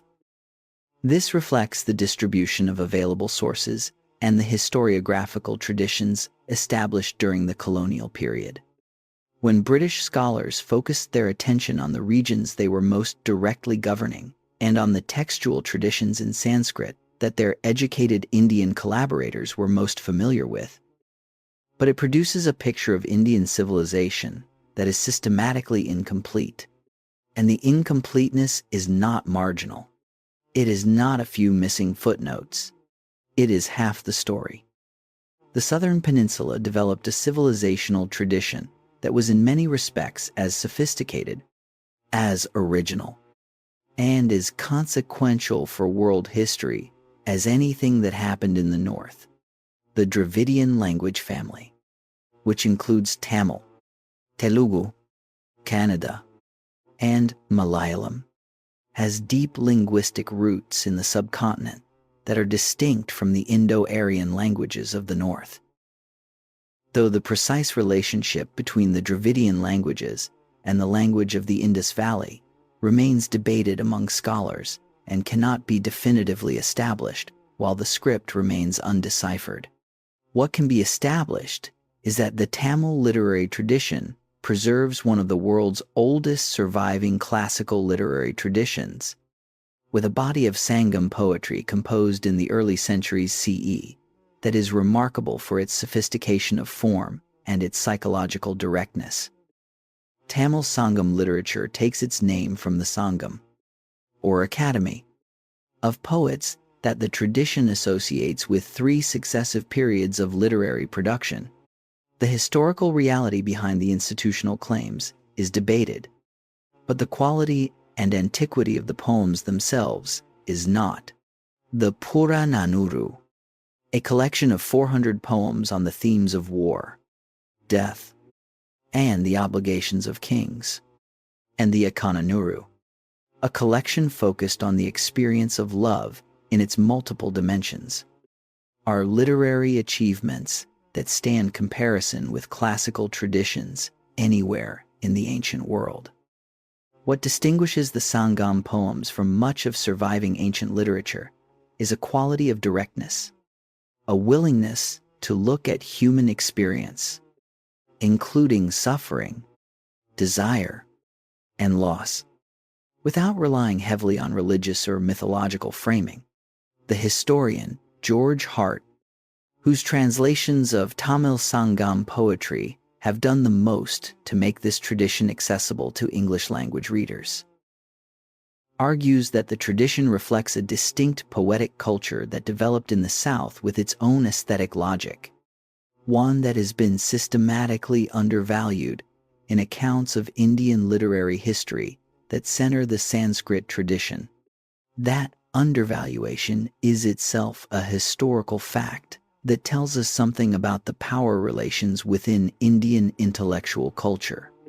Relations that the colonial period intensified but did not create, now move from literature to architecture and political power.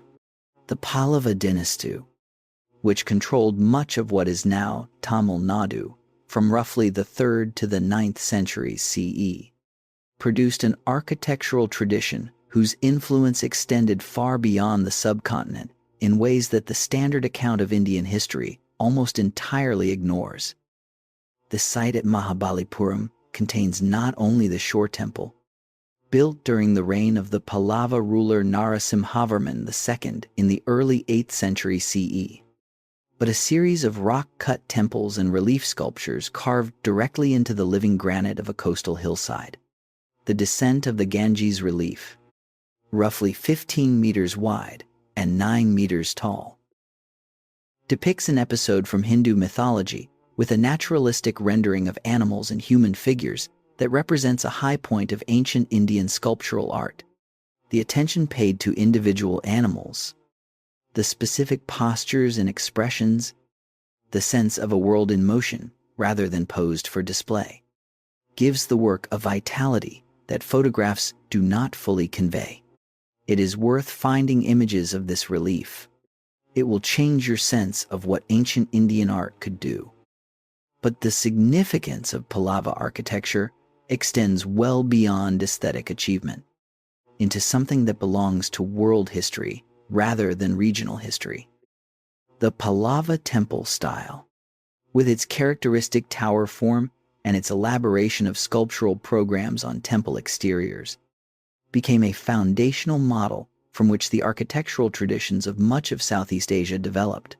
The temples of Angkor in Cambodia, the most extensive religious monument complex in the world, trace their architectural ancestry through intermediary Khmer traditions back to models that the Pallava period established. The Hindu sanctuaries of Bali, which are still active religious sites visited by millions of people today, carry within them the influence of South Indian architectural innovation transmitted across the Bay of Bengal over more than 1,000 years. Think about what that means. The largest religious monument complex on Earth traces its architectural DNA to craftsmen working on the southeastern coast of India in the 7th and 8th centuries CE. That connection is not widely known. It is not taught in most Western educational contexts, but it is documented, traceable, and historically significant at a scale that demands inclusion in any honest account of what ancient India contributed to the world. The mechanism of this influence was not primarily military conquest. It traveled with merchants, with religious specialists, and with members of Southeast Asian royal courts who sought legitimacy through association with Indian cultural and religious prestige. The Pallava period was not unusual in this regard. What was unusual was the scale and the persistence of the connection, and the degree to which it transformed the built environment and religious culture of an entire region. Then came the Chola dynasty at its imperial height, and the scale of South Indian maritime engagement expanded further. The imperial Cholas, who concern us here, reached their height between the 9th and 13th centuries CE. Rajaraja I, who ruled from 985 to 1014 CE, and his son, Rajendra I, who ruled from 1014 to 1044 CE, were the rulers who transformed the Chola state from a regional power into something with genuinely continental reach. Rajaraja's most visible legacy is the Brihadiswara temple at Thanjavur, completed around 1010 CE. The temple's Vimana tower rises approximately 66 meters, and the capstone at its summit, a single granite block estimated to weigh approximately 80 tons, was positioned through construction and logistics techniques whose details scholars continue to study. The inscription records from Thanjavur document the endowments Rajaraja made to the temple, including villages whose agricultural revenue funded the temple's operations and the allocation of hundreds of ritual specialists to maintain its religious functions. The temple functioned simultaneously as a center of religious practice, economic redistribution, artistic production, and administrative organization. It was not a monument. It was an institution. Rajendra extended his father's achievements in a direction that had no real precedent in South Asian political history. He sent a naval expedition across the Bay of Bengal. The precise scale, route, and objectives of the Chola naval campaign of approximately 1025 CE are debated among historians, with some characterizing it as a large-scale military operation and others as a more focused intervention against specific commercial rivals. What is established by inscription evidence and accounts in Malay and other Southeast Asian sources is that a substantial Chola naval force attacked and significantly disrupted the Srivijaya Empire, the maritime power centered in Sumatra that controlled the Strait of Malacca and the sea lanes connecting the Bay of Bengal to the South China Sea. The Strait of Malacca was, in the 11th century CE, one of the most economically important waterways in the world, through which passed the trade connecting South Asia, China, and the Southeast Asian archipelago. The Srivijaya Empire had grown enormously wealthy by controlling access to this strait. The Chola campaign disrupted that control and was motivated at least partly by South Indian merchant communities seeking better access to the China trade. In the early 11th century CE, a South Indian dynasty was projecting naval power across an ocean, engaging in strategic competition over maritime trade routes, with an organizational capacity and a geographic reach that deserves the same historical attention we give to the contemporary maritime activities of Song Dynasty China or the Byzantine Empire in the Mediterranean. It does not typically receive that attention. The reasons are partly historiographical, partly linguistic, partly a consequence of the relative inaccessibility of Tamil sources to the scholars who shaped the field in its formative period.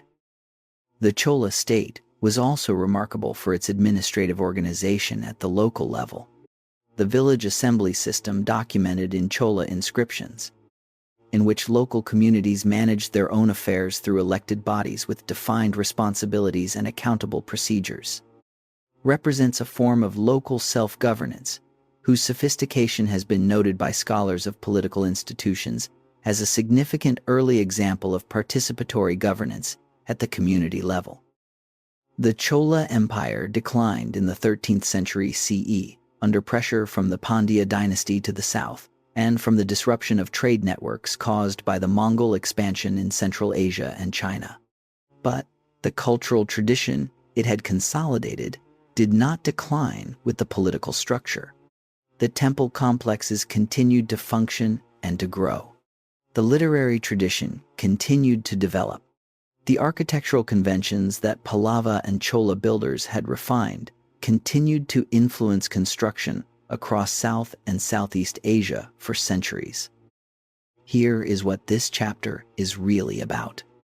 Beyond the specific achievements of the Pallava and Chola periods, one of the central reasons ancient India remains so poorly understood in the Western world is that the Western account of it is disproportionately an account of the North, shaped by colonial administrative priorities, by the relative accessibility of Sanskrit sources, and by a general tendency to identify the Hindu-Muslim encounter of the medieval period as the defining drama of Indian history. The South exists in this account as a footnote, or at best, a colorful regional variation on the main story. That framing is wrong. The South was not a variation on the Northern story. It was a parallel story of comparable sophistication with its own literary tradition, its own philosophical development, its own political achievements, and its own global influence. To tell the story of ancient India without the South is not to simplify. It is to misunderstand. The two halves of the subcontinent were never separate. They were always in conversation, trading goods and ideas, competing for resources and prestige, absorbing each other's artistic and religious innovations. The complexity that conversation produced is precisely what makes the civilization so difficult to reduce to a single narrative. And that difficulty, as this documentary has been arguing from its opening minutes, is not a problem to be solved by finding a simpler story. It is the truth of what actually happened. Chapter 10. The arrival of Islam raids, trade, and a civilization forced to negotiate. Every civilization that has lasted long enough eventually encounters something it was not designed to absorb. The question is never whether the encounter will be disruptive. It always is. The question is what the civilization does with the disruption, how it resists, how it adapts, what it loses, what it keeps, and what new things emerge from the collision that could not have existed before it. India's encounter with Islam is one of the most consequential cultural collisions in world history. It produced some of the most beautiful architecture ever built and some of the most sophisticated music ever composed. It also produced episodes of violence, temple destruction in specific political contexts, and displacement of populations in ways that caused real suffering and left real wounds. The honest account requires holding all of these things simultaneously. Resisting the temptation to reduce a 700-year process of interaction to either a story of peaceful coexistence or a story of unrelenting oppression, because the evidence supports neither simplification.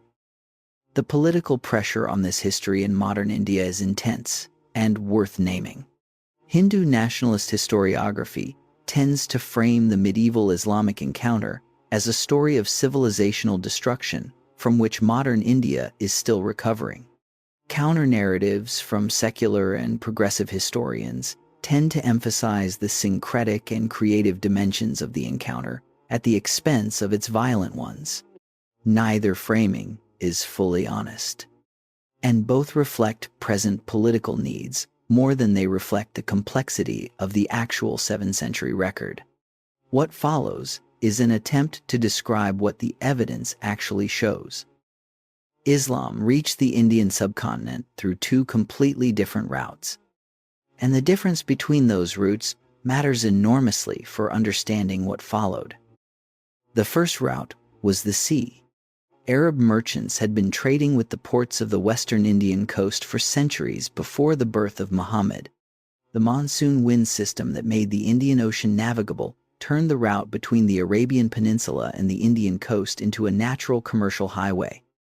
And Arab, Persian, and later Muslim merchants had established trading communities in the port cities of western India within decades of the religion's founding in the 7th century CE. These communities integrated themselves into the existing commercial fabric of the coastal cities. intermarried with local populations, built mosques that still stand today, and were accepted as one among many religious communities in a coastal society accustomed to diversity. This was not conquest. It was commerce. The Islam that arrived by sea was pragmatic, locally adaptive, and more concerned with maintaining commercial relationships than with enforcing doctrinal conformity. It produced, over subsequent centuries, distinctive regional Muslim traditions, particularly along the Malabar coast of what is now Kerala, that were shaped as much by local culture as by the traditions of the Arabian Peninsula. The second route was the land, through the northwestern passes of the Hindu Kush and the Khyber. Muhammad bin Qasim, a young Umayyad general, led an Arab army into Sindh in 712 CE, defeating the local ruler and incorporating the Sindh region into the Umayyad Caliphate. This was the first Muslim political conquest on the subcontinent. Its character was shaped immediately by a practical question that Muslim rulers across the expanding caliphate faced everywhere they went. What was the legal status of non-Muslims under Muslim rule? The existing framework distinguished between the people of the book, Christians and Jews, and polytheists, who in the Middle Eastern context faced more limited options. Indians fit neither category comfortably. Their religious traditions were ancient and complex, their populations enormous, and any policy of systematic compulsion was both practically impossible and commercially self-destructive, since it would destroy the tax base that made the conquered territory valuable. The practical solution, adopted by Muhammad bin Qasim and formalized in subsequent legal opinions, was to extend to Hindus and Buddhists a status allowing them to practice their religions in exchange for a special tax called the jizya. This was not equality, and it was not tolerance in any modern sense. It was a negotiated subordination that preserved the existence of non-Muslim communities while marking their different legal status under Muslim governance. But it was also a pragmatic accommodation that allowed the subcontinent's existing civilizational fabric to continue functioning under new political management. The Arab presence in Sindh remained relatively contained for nearly 3 centuries without expanding significantly into the broader subcontinent. The more consequential phase of Muslim political expansion into India came with Mahmud of Ghazni, the ruler of a Turkic dynasty centered in what is now Afghanistan, who conducted a series of raids into the Indian subcontinent between 997 and 1030 CE. The word raids is important here because that is what they were. Mahmud was not attempting to build a permanent empire in India in these campaigns.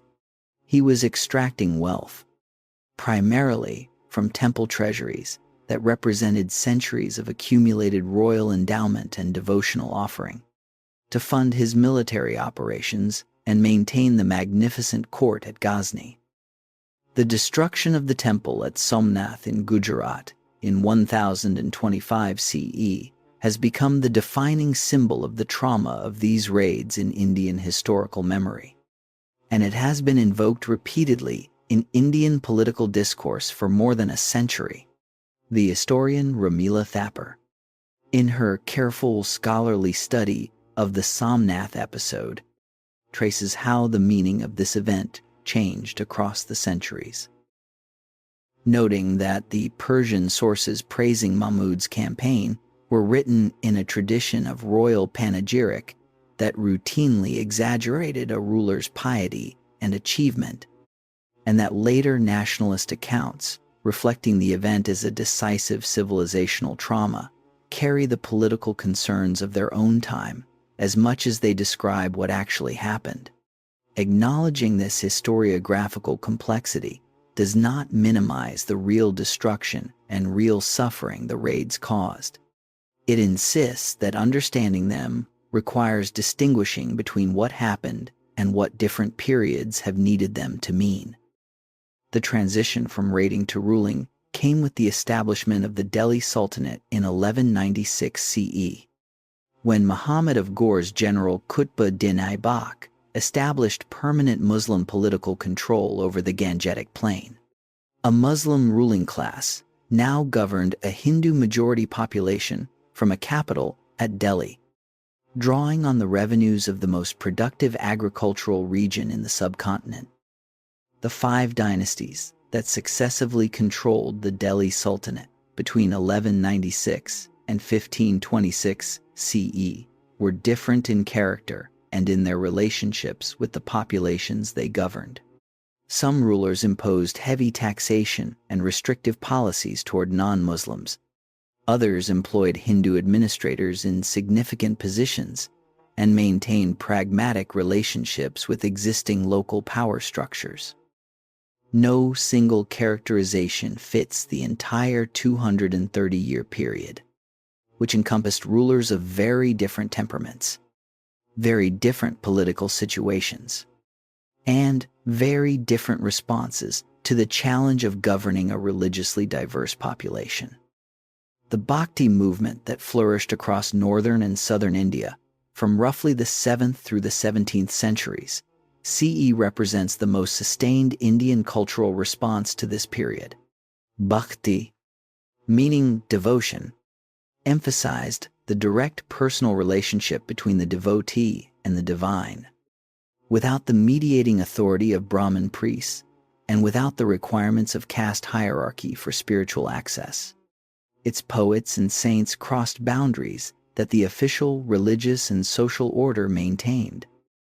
Kabir, the 15th century weaver poet born, by tradition, to a Muslim family in Varanasi, claimed as his guru the Hindu saint Ramananda, while drawing on both Hindu and Sufi Muslim devotional idioms in his poetry.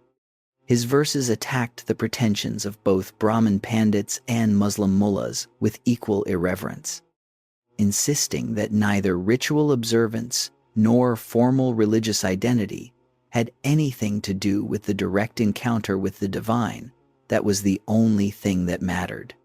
Mirabai, the Rajput princess whose devotional poetry to Krishna expressed a spiritual intensity that overrode every social convention of her time. Tukaram, the 17th century Marathi poet whose work is still sung in Maharashtra today. The music that emerged from the entire period of encounter is perhaps the clearest evidence of genuine creative synthesis.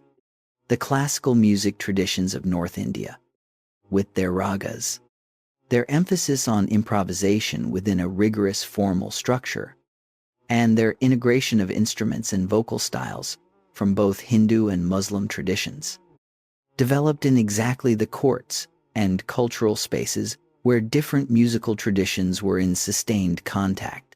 The elaboration of the raga system, the development of instruments like the sitar and the tabla, the Drupad style of vocal performance, all reflect a creative encounter that was, whatever else was happening politically, genuinely productive at the level of artistic making. The civilization was negotiating. It was doing so imperfectly, under conditions of real political inequality and real cultural pressure, and the negotiation produced results that were simultaneously beautiful and painful, creative and destructive, in proportions that varied by time, place, and the specific circumstances of each encounter. The next phase of that negotiation would be conducted at a scale and with a cultural sophistication that even the most ambitious Delhi sultans had not achieved. It would begin with a man carrying the memory of a lost homeland, who found himself almost by accident in possession of the wealthiest city in Asia. Chapter 11. The Mughal Empire Grandeur, Tolerance, and the System That Could Not Hold. Babur did not intend to conquer India. He intended to recapture Samarkand. Zahiruddin Muhammad Babur, born in 1483 CE in the Fergana Valley, in what is now Uzbekistan, was the direct descendant of both Timur, the Central Asian conqueror whose raid on Delhi in 1398 CE had been catastrophic for the city, and Genghis Khan on his mother's side. These ancestries gave him a claim to a legacy of world conquest that his actual political situation did nothing to support. He spent the first 2 decades of his adult life losing. He captured Samarkand twice and lost it both times. He was driven from his home kingdom of Fergana and spent years as a wandering prince with a diminishing band of followers, never abandoning the ambition that seemed, from any rational assessment of his situation, entirely unrealistic. What saved him was Kabul, which he captured in 1504 CE and used as a base for rebuilding his forces and for raids into the Punjab that gave him his first real understanding of the subcontinent's wealth and its current political fragility. The Delhi Sultanate, in its final Lodi phase, was deeply unpopular. When the governor of the Punjab and the Rajput ruler Rana Sanga of Mewar both reached out to Babur with their own grievances against the Lodi Sultan, the invitation he received made the calculation clear. At the First Battle of Panipat on April 21, 1526 CE, Babur's army met Ibrahim Lodi's much larger force. The outcome was determined not by numbers but by a tactical innovation. Babur deployed artillery as field weapons, positioned to disrupt cavalry charges and create psychological shock in an opponent with limited experience of firearms deployed in this way. Combined with the traditional Central Asian flanking maneuver that encircled the opponent while the center held, the tactic broke Ibrahim Lodi's force with a speed that those watching could barely comprehend. Ibrahim Lodi died on the field. Babur was suddenly in possession of the wealthiest city in northern India. He was not particularly pleased. His memoirs, the Baburnama, are one of the great autobiographical documents in world literature precisely because of their honesty. A man deeply homesick for the gardens, the melons, the climate, and the cultural world of Central Asia. Babur complained about the heat, the flat landscape, the food, and the absence of the aesthetic refinements he valued. He stayed partly because returning in defeat was unthinkable, and partly because the treasury at Agra reframed the question of what he had actually achieved. He died in 1530 CE.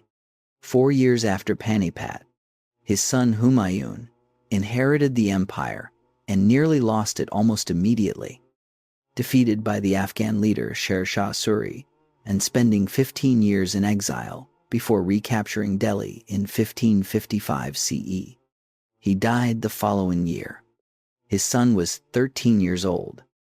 Akbar, who ruled from 1556 to 1605 CE, is the figure around whom the entire question of the Mughal Empire's historical significance revolves. He was illiterate, having been educated in the chaotic conditions of his father's exile without the opportunity for formal literary study. He compensated with an extraordinary capacity for oral learning and a genuine intellectual appetite that set him apart from almost any ruler of his age. The administrative system Akbar built was the foundation on which the empire's subsequent century of relative stability rested. The Mansabdari system organized the imperial nobility into a ranked hierarchy of military and administrative officials. The ranks were not automatically hereditary. Advancement depended on imperial favor and demonstrated performance, creating a nobility dependent on the emperor rather than on independent territorial power bases. The revenue system, developed in large part by Akbar's finance minister Todar Mal, organized the assessment and collection of agricultural taxes on a sophisticated basis that accounted for the productivity of different soil types, different cropping patterns, and fluctuations in agricultural output across years. Akbar convened, at his court at Fatehpur Sikri, regular discussions between scholars and practitioners of different religious traditions, Sunni Muslim theologians, Shia scholars, Hindu pandits, Jain monks, Zoroastrian priests, and Portuguese Jesuit missionaries who arrived at his court in 1580 CE, all participated. What emerged from this engagement was his formulation of Din-e-Ilahi, the divine faith, a syncretic spiritual orientation drawing on multiple traditions.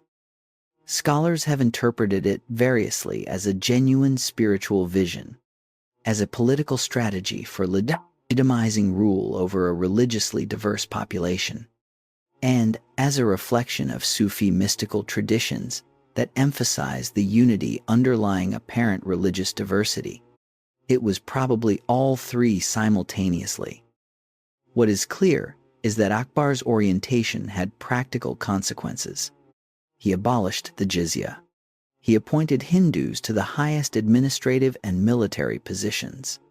He contracted marriage alliances with Rajput royal families, incorporating their daughters into the imperial household and their families into the Mughal political system in ways that converted former adversaries into invested stakeholders. The Rajput alliance was perhaps the single most important political achievement of his reign, removing the most consistent, organized source of Hindu military opposition to Muslim rule in northern India by offering something genuinely attractive in return for loyalty. The cultural achievement of the Mughal period is significant and well documented. Mughal architecture represents the most visible legacy of the dynasty. The tomb of Humayun in Delhi, completed in 1572 CE, established an architectural vocabulary: red sandstone construction, white marble dome, formal garden setting, integration of Persian and Indian elements that would be refined and elaborated through the subsequent century. The city of Fatehpur Sikri preserves, in remarkable completeness, the architectural experiments of Akbar's reign. And then there is the Taj Mahal, commissioned by Shah Jahan, who ruled from 1628 to 1658 CE, as a mausoleum for his wife Mumtaz Mahal, who died in 1631 CE. The Taj Mahal took approximately 22 years to construct and employed specialized craftsmen drawn from across the empire and beyond.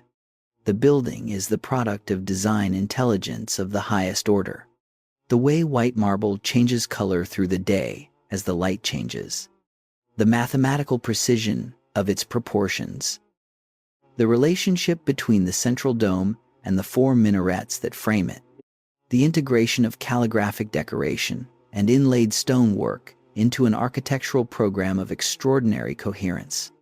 These are the results of a collaboration between architects, craftsmen, and patrons whose standards were as high as any applied to a building project in human history. It is also a monument built with labor drawn through the same extraction system that funded all Mughal construction, financed by tax revenues from a population a significant portion of whom were living at or near subsistence level. The beauty of the Taj Mahal and the human cost of the system that made it possible are not separate topics. They are aspects of the same historical object.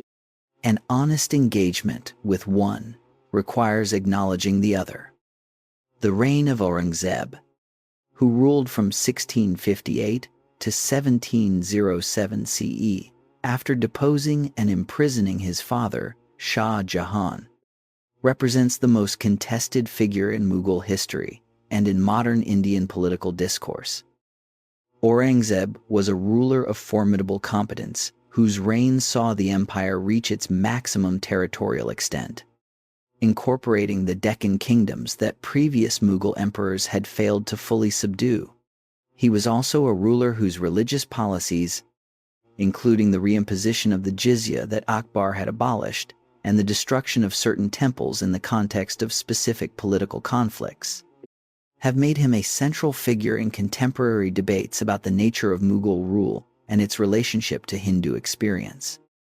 The historian Audrey Truschke, whose scholarly biography of Aurangzeb, published in 2017, generated considerable controversy in India, argues that the standard narrative of Aurangzeb as a systematically bigoted destroyer of Hindu culture is a significant oversimplification. She documents his patronage of Hindu institutions, his appointment of more Hindus to senior administrative positions than any previous Mughal emperor, and the specifically political, rather than uniformly religious logic behind the temple destructions he ordered. Her critics argue that this reading minimizes the real impact of his religious policies on communities that experience them directly.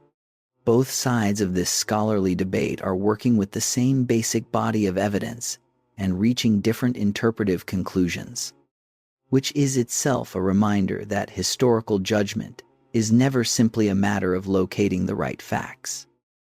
The honest assessment is that Aurangzeb was a ruler whose genuine religious convictions led him to depart significantly from Akbar's deliberately syncretic model, and that those departures had real political costs, alienating communities whose loyalty Akbar had carefully cultivated. But the empire's ultimate decline was the product of structural problems that had been building throughout the dynasty's history, and that no single ruler's religious policy can fully explain. The Mughal Empire was structurally dependent on continuous expansion to fund its obligations to the Mansabdari nobility.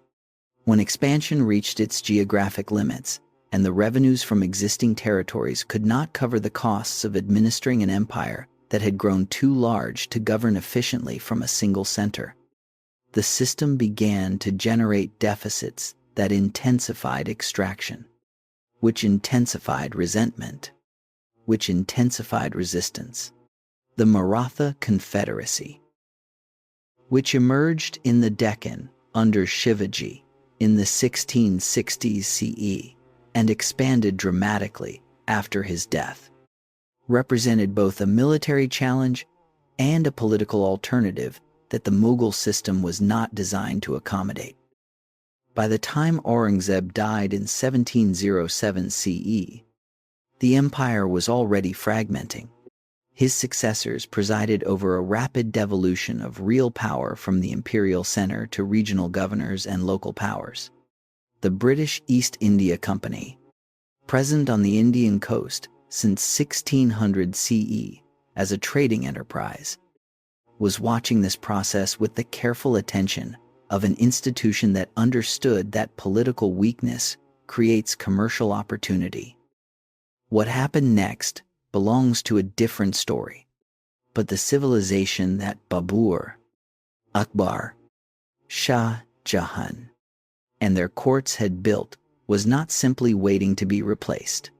It had already changed the subcontinent permanently in its music, its architecture, its language, and its understanding of what it meant to be Indian. Some of those changes were imposed. Some were chosen. Most were both, which is the only honest way to describe what happens when two civilizations meet and neither one survives the encounter unchanged. Chapter 12.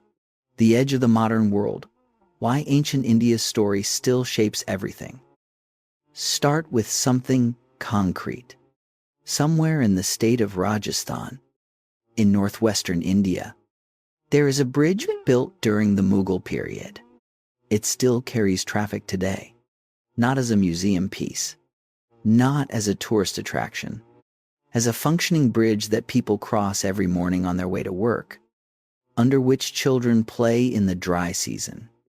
across which farmers have been moving their animals for 500 years.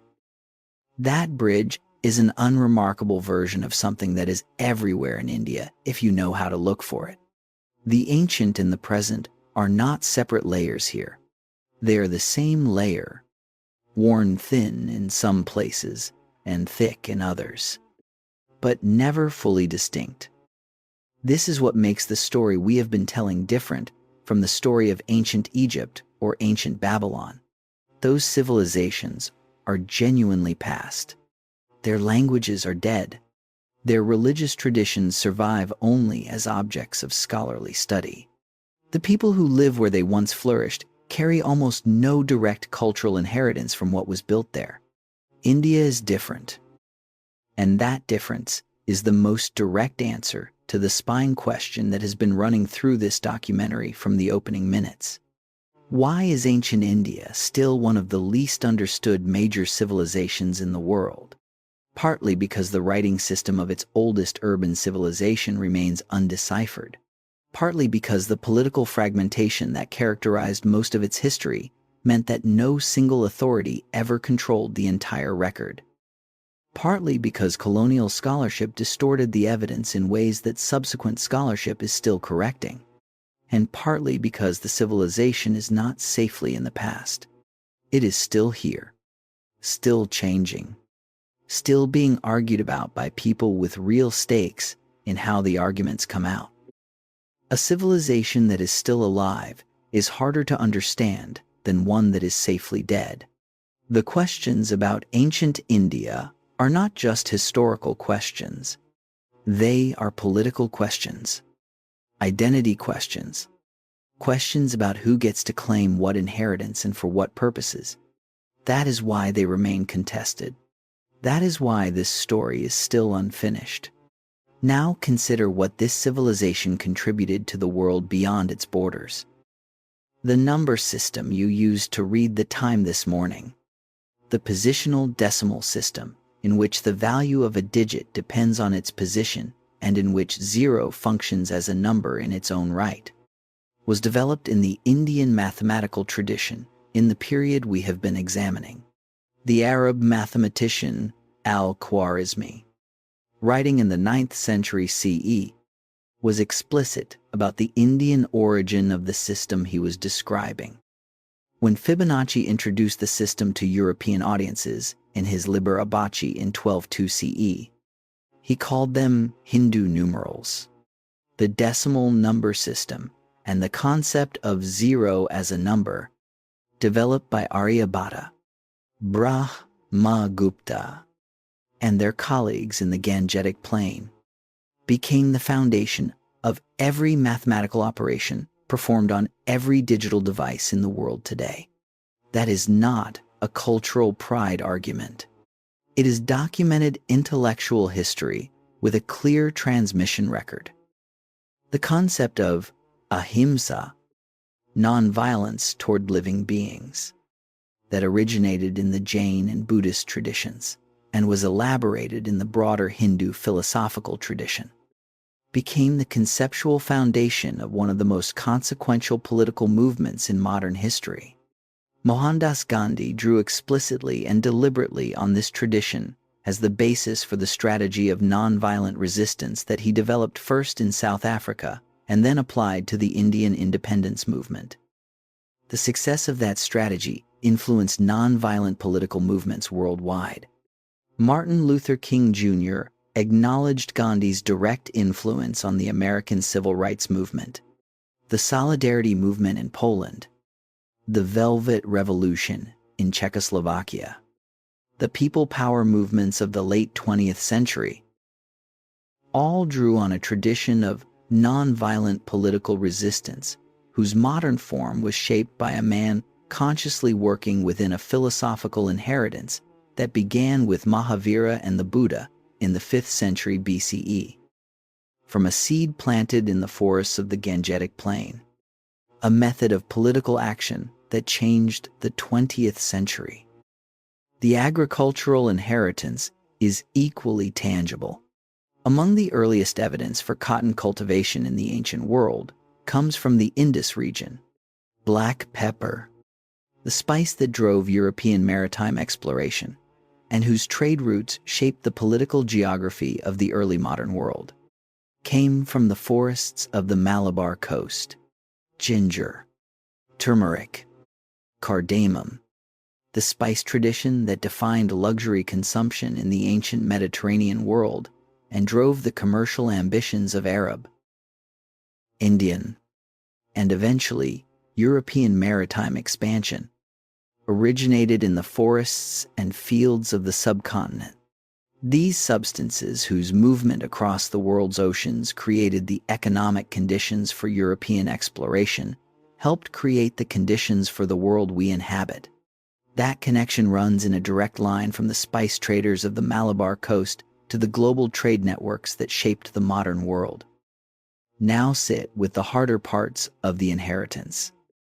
The caste system, which began to take ideological shape in the late Vedic period and was elaborated into institutional form during the Gupta period, is the most contested and most consequential legacy of ancient Indian civilization in the present.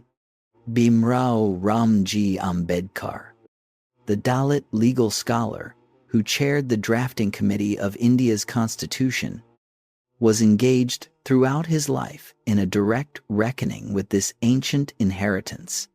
His conversion to Buddhism in 1956 CE, in a ceremony attended by hundreds of thousands of followers, was a deliberate historical statement.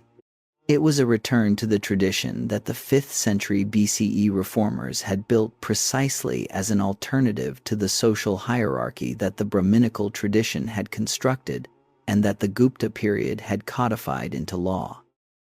His legal work and his personal act of conversion were simultaneously an engagement with the deepest structures of ancient Indian history and a practical political effort to address its most persistent injustice. The line from the Buddha to Ambedkar's conversion ceremony, 2,500 years of a specific philosophical tradition being reclaimed for a specific political purpose, is not a metaphor.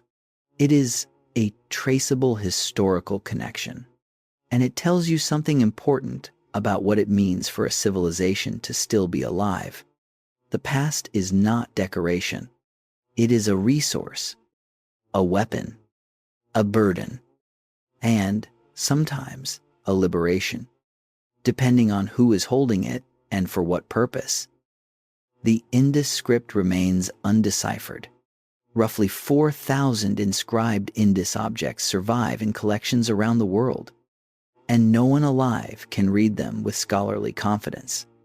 This is not simply a gap in our knowledge.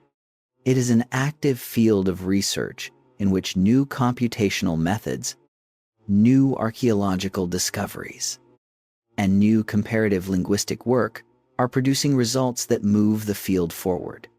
The work of scholars, including Ashoka Parpola, whose decades of research represent the most systematic attempt at decipherment available, has established a framework within which further progress is genuinely possible. The recent excavations at Rocky Garhi, an Indus Valley site in Haryana, that new surveys suggest may have been even larger than either Harappa or Mohenjo-Daro, continue to expand our picture of a civilization whose true scale we may still be underestimating. The history of ancient India is not settled. It is a living field of inquiry in which the questions are genuinely open and in which new evidence continues to reshape the answers. Come back to that bridge in Rajasthan. People are crossing it right now. On the other side, in a city that has been continuously inhabited for longer than Rome, there are temples that were active when the Roman Empire was at its height and are active today. There are scholars working in Sanskrit, a language that has been in continuous use for 3,000 years. There are farmers managing irrigation systems whose basic logic was worked out by engineers who never heard the word Maurya or Mughal, who were simply trying to get water from one place to another before the dry season ended. There are political debates being conducted in languages that carry within them the grammatical structures that Panini described in the 4th century BCE, about questions of justice and identity that the Upanishads and the Buddha and Ambedkar have all tried to answer in their different ways. This is what civilizations do when they last long enough. They accumulate, they argue with themselves across centuries. They lose things and find them again in unexpected forms. They build bridges that still carry traffic 500 years later. The civilization that began with farmers learning to manage the monsoon, that built some of the ancient world's most sophisticated urban infrastructure, and then faded so completely that the world forgot it had existed, that produced the philosophical insights that shaped religious traditions across much of Asia, that gave the world its number system and its method of nonviolent resistance and its most widely traded spices, that was colonized and divided and rebuilt itself into the world's largest democracy. That civilization is still working through the consequences of everything it built and everything it failed to build. It is working through questions that are genuinely hard, about justice and history, about religious identity and political belonging, about what it means to hold dozens of major languages and hundreds of distinct cultural traditions within a single constitutional framework, about what a society owes to its poorest citizens across a gulf of inequality that ancient law helped create and that modern law is still trying to close. These are not questions that belong only to India. They are the questions that every large, ancien, diverse civilization eventually has to answer. And the way India answers them will matter to the rest of the world in the century ahead. To understand where India is going, you have to understand where it has been, and where it has been, as this documentary has tried to show, is one of the most remarkable journeys in the history of the human species. From the farmers of the Indus Plain, who first figured out how to live with the monsoon, to the city builders who standardized their weights and connected their drains and traded with Mesopotamia and left behind a script that no one alive can read, to the wandering thinkers of the Gangetic Plain who sat under trees and asked questions that the world is still trying to answer, to the emperors who unified and the philosophers who questioned and the poets who sang in languages that are still alive, to the temple builders of the South whose stones still stand on the shores of Cambodia and Bali, to the musicians and architects of the Mughal courts who created beauty from the collision of traditions that were also, sometimes, at war with each other, to Ambedkar writing a constitution in a newly independent nation, reaching back 25 centuries to the man who sat under a tree in Bihar and said that birth should not determine what a person deserves. That line, from the Buddha to the Constitution of the world's largest democracy, is not a metaphor. It is a traceable historical connection across 2,500 years. This is what it means for a civilization to still be alive. The story is not finished. It never was.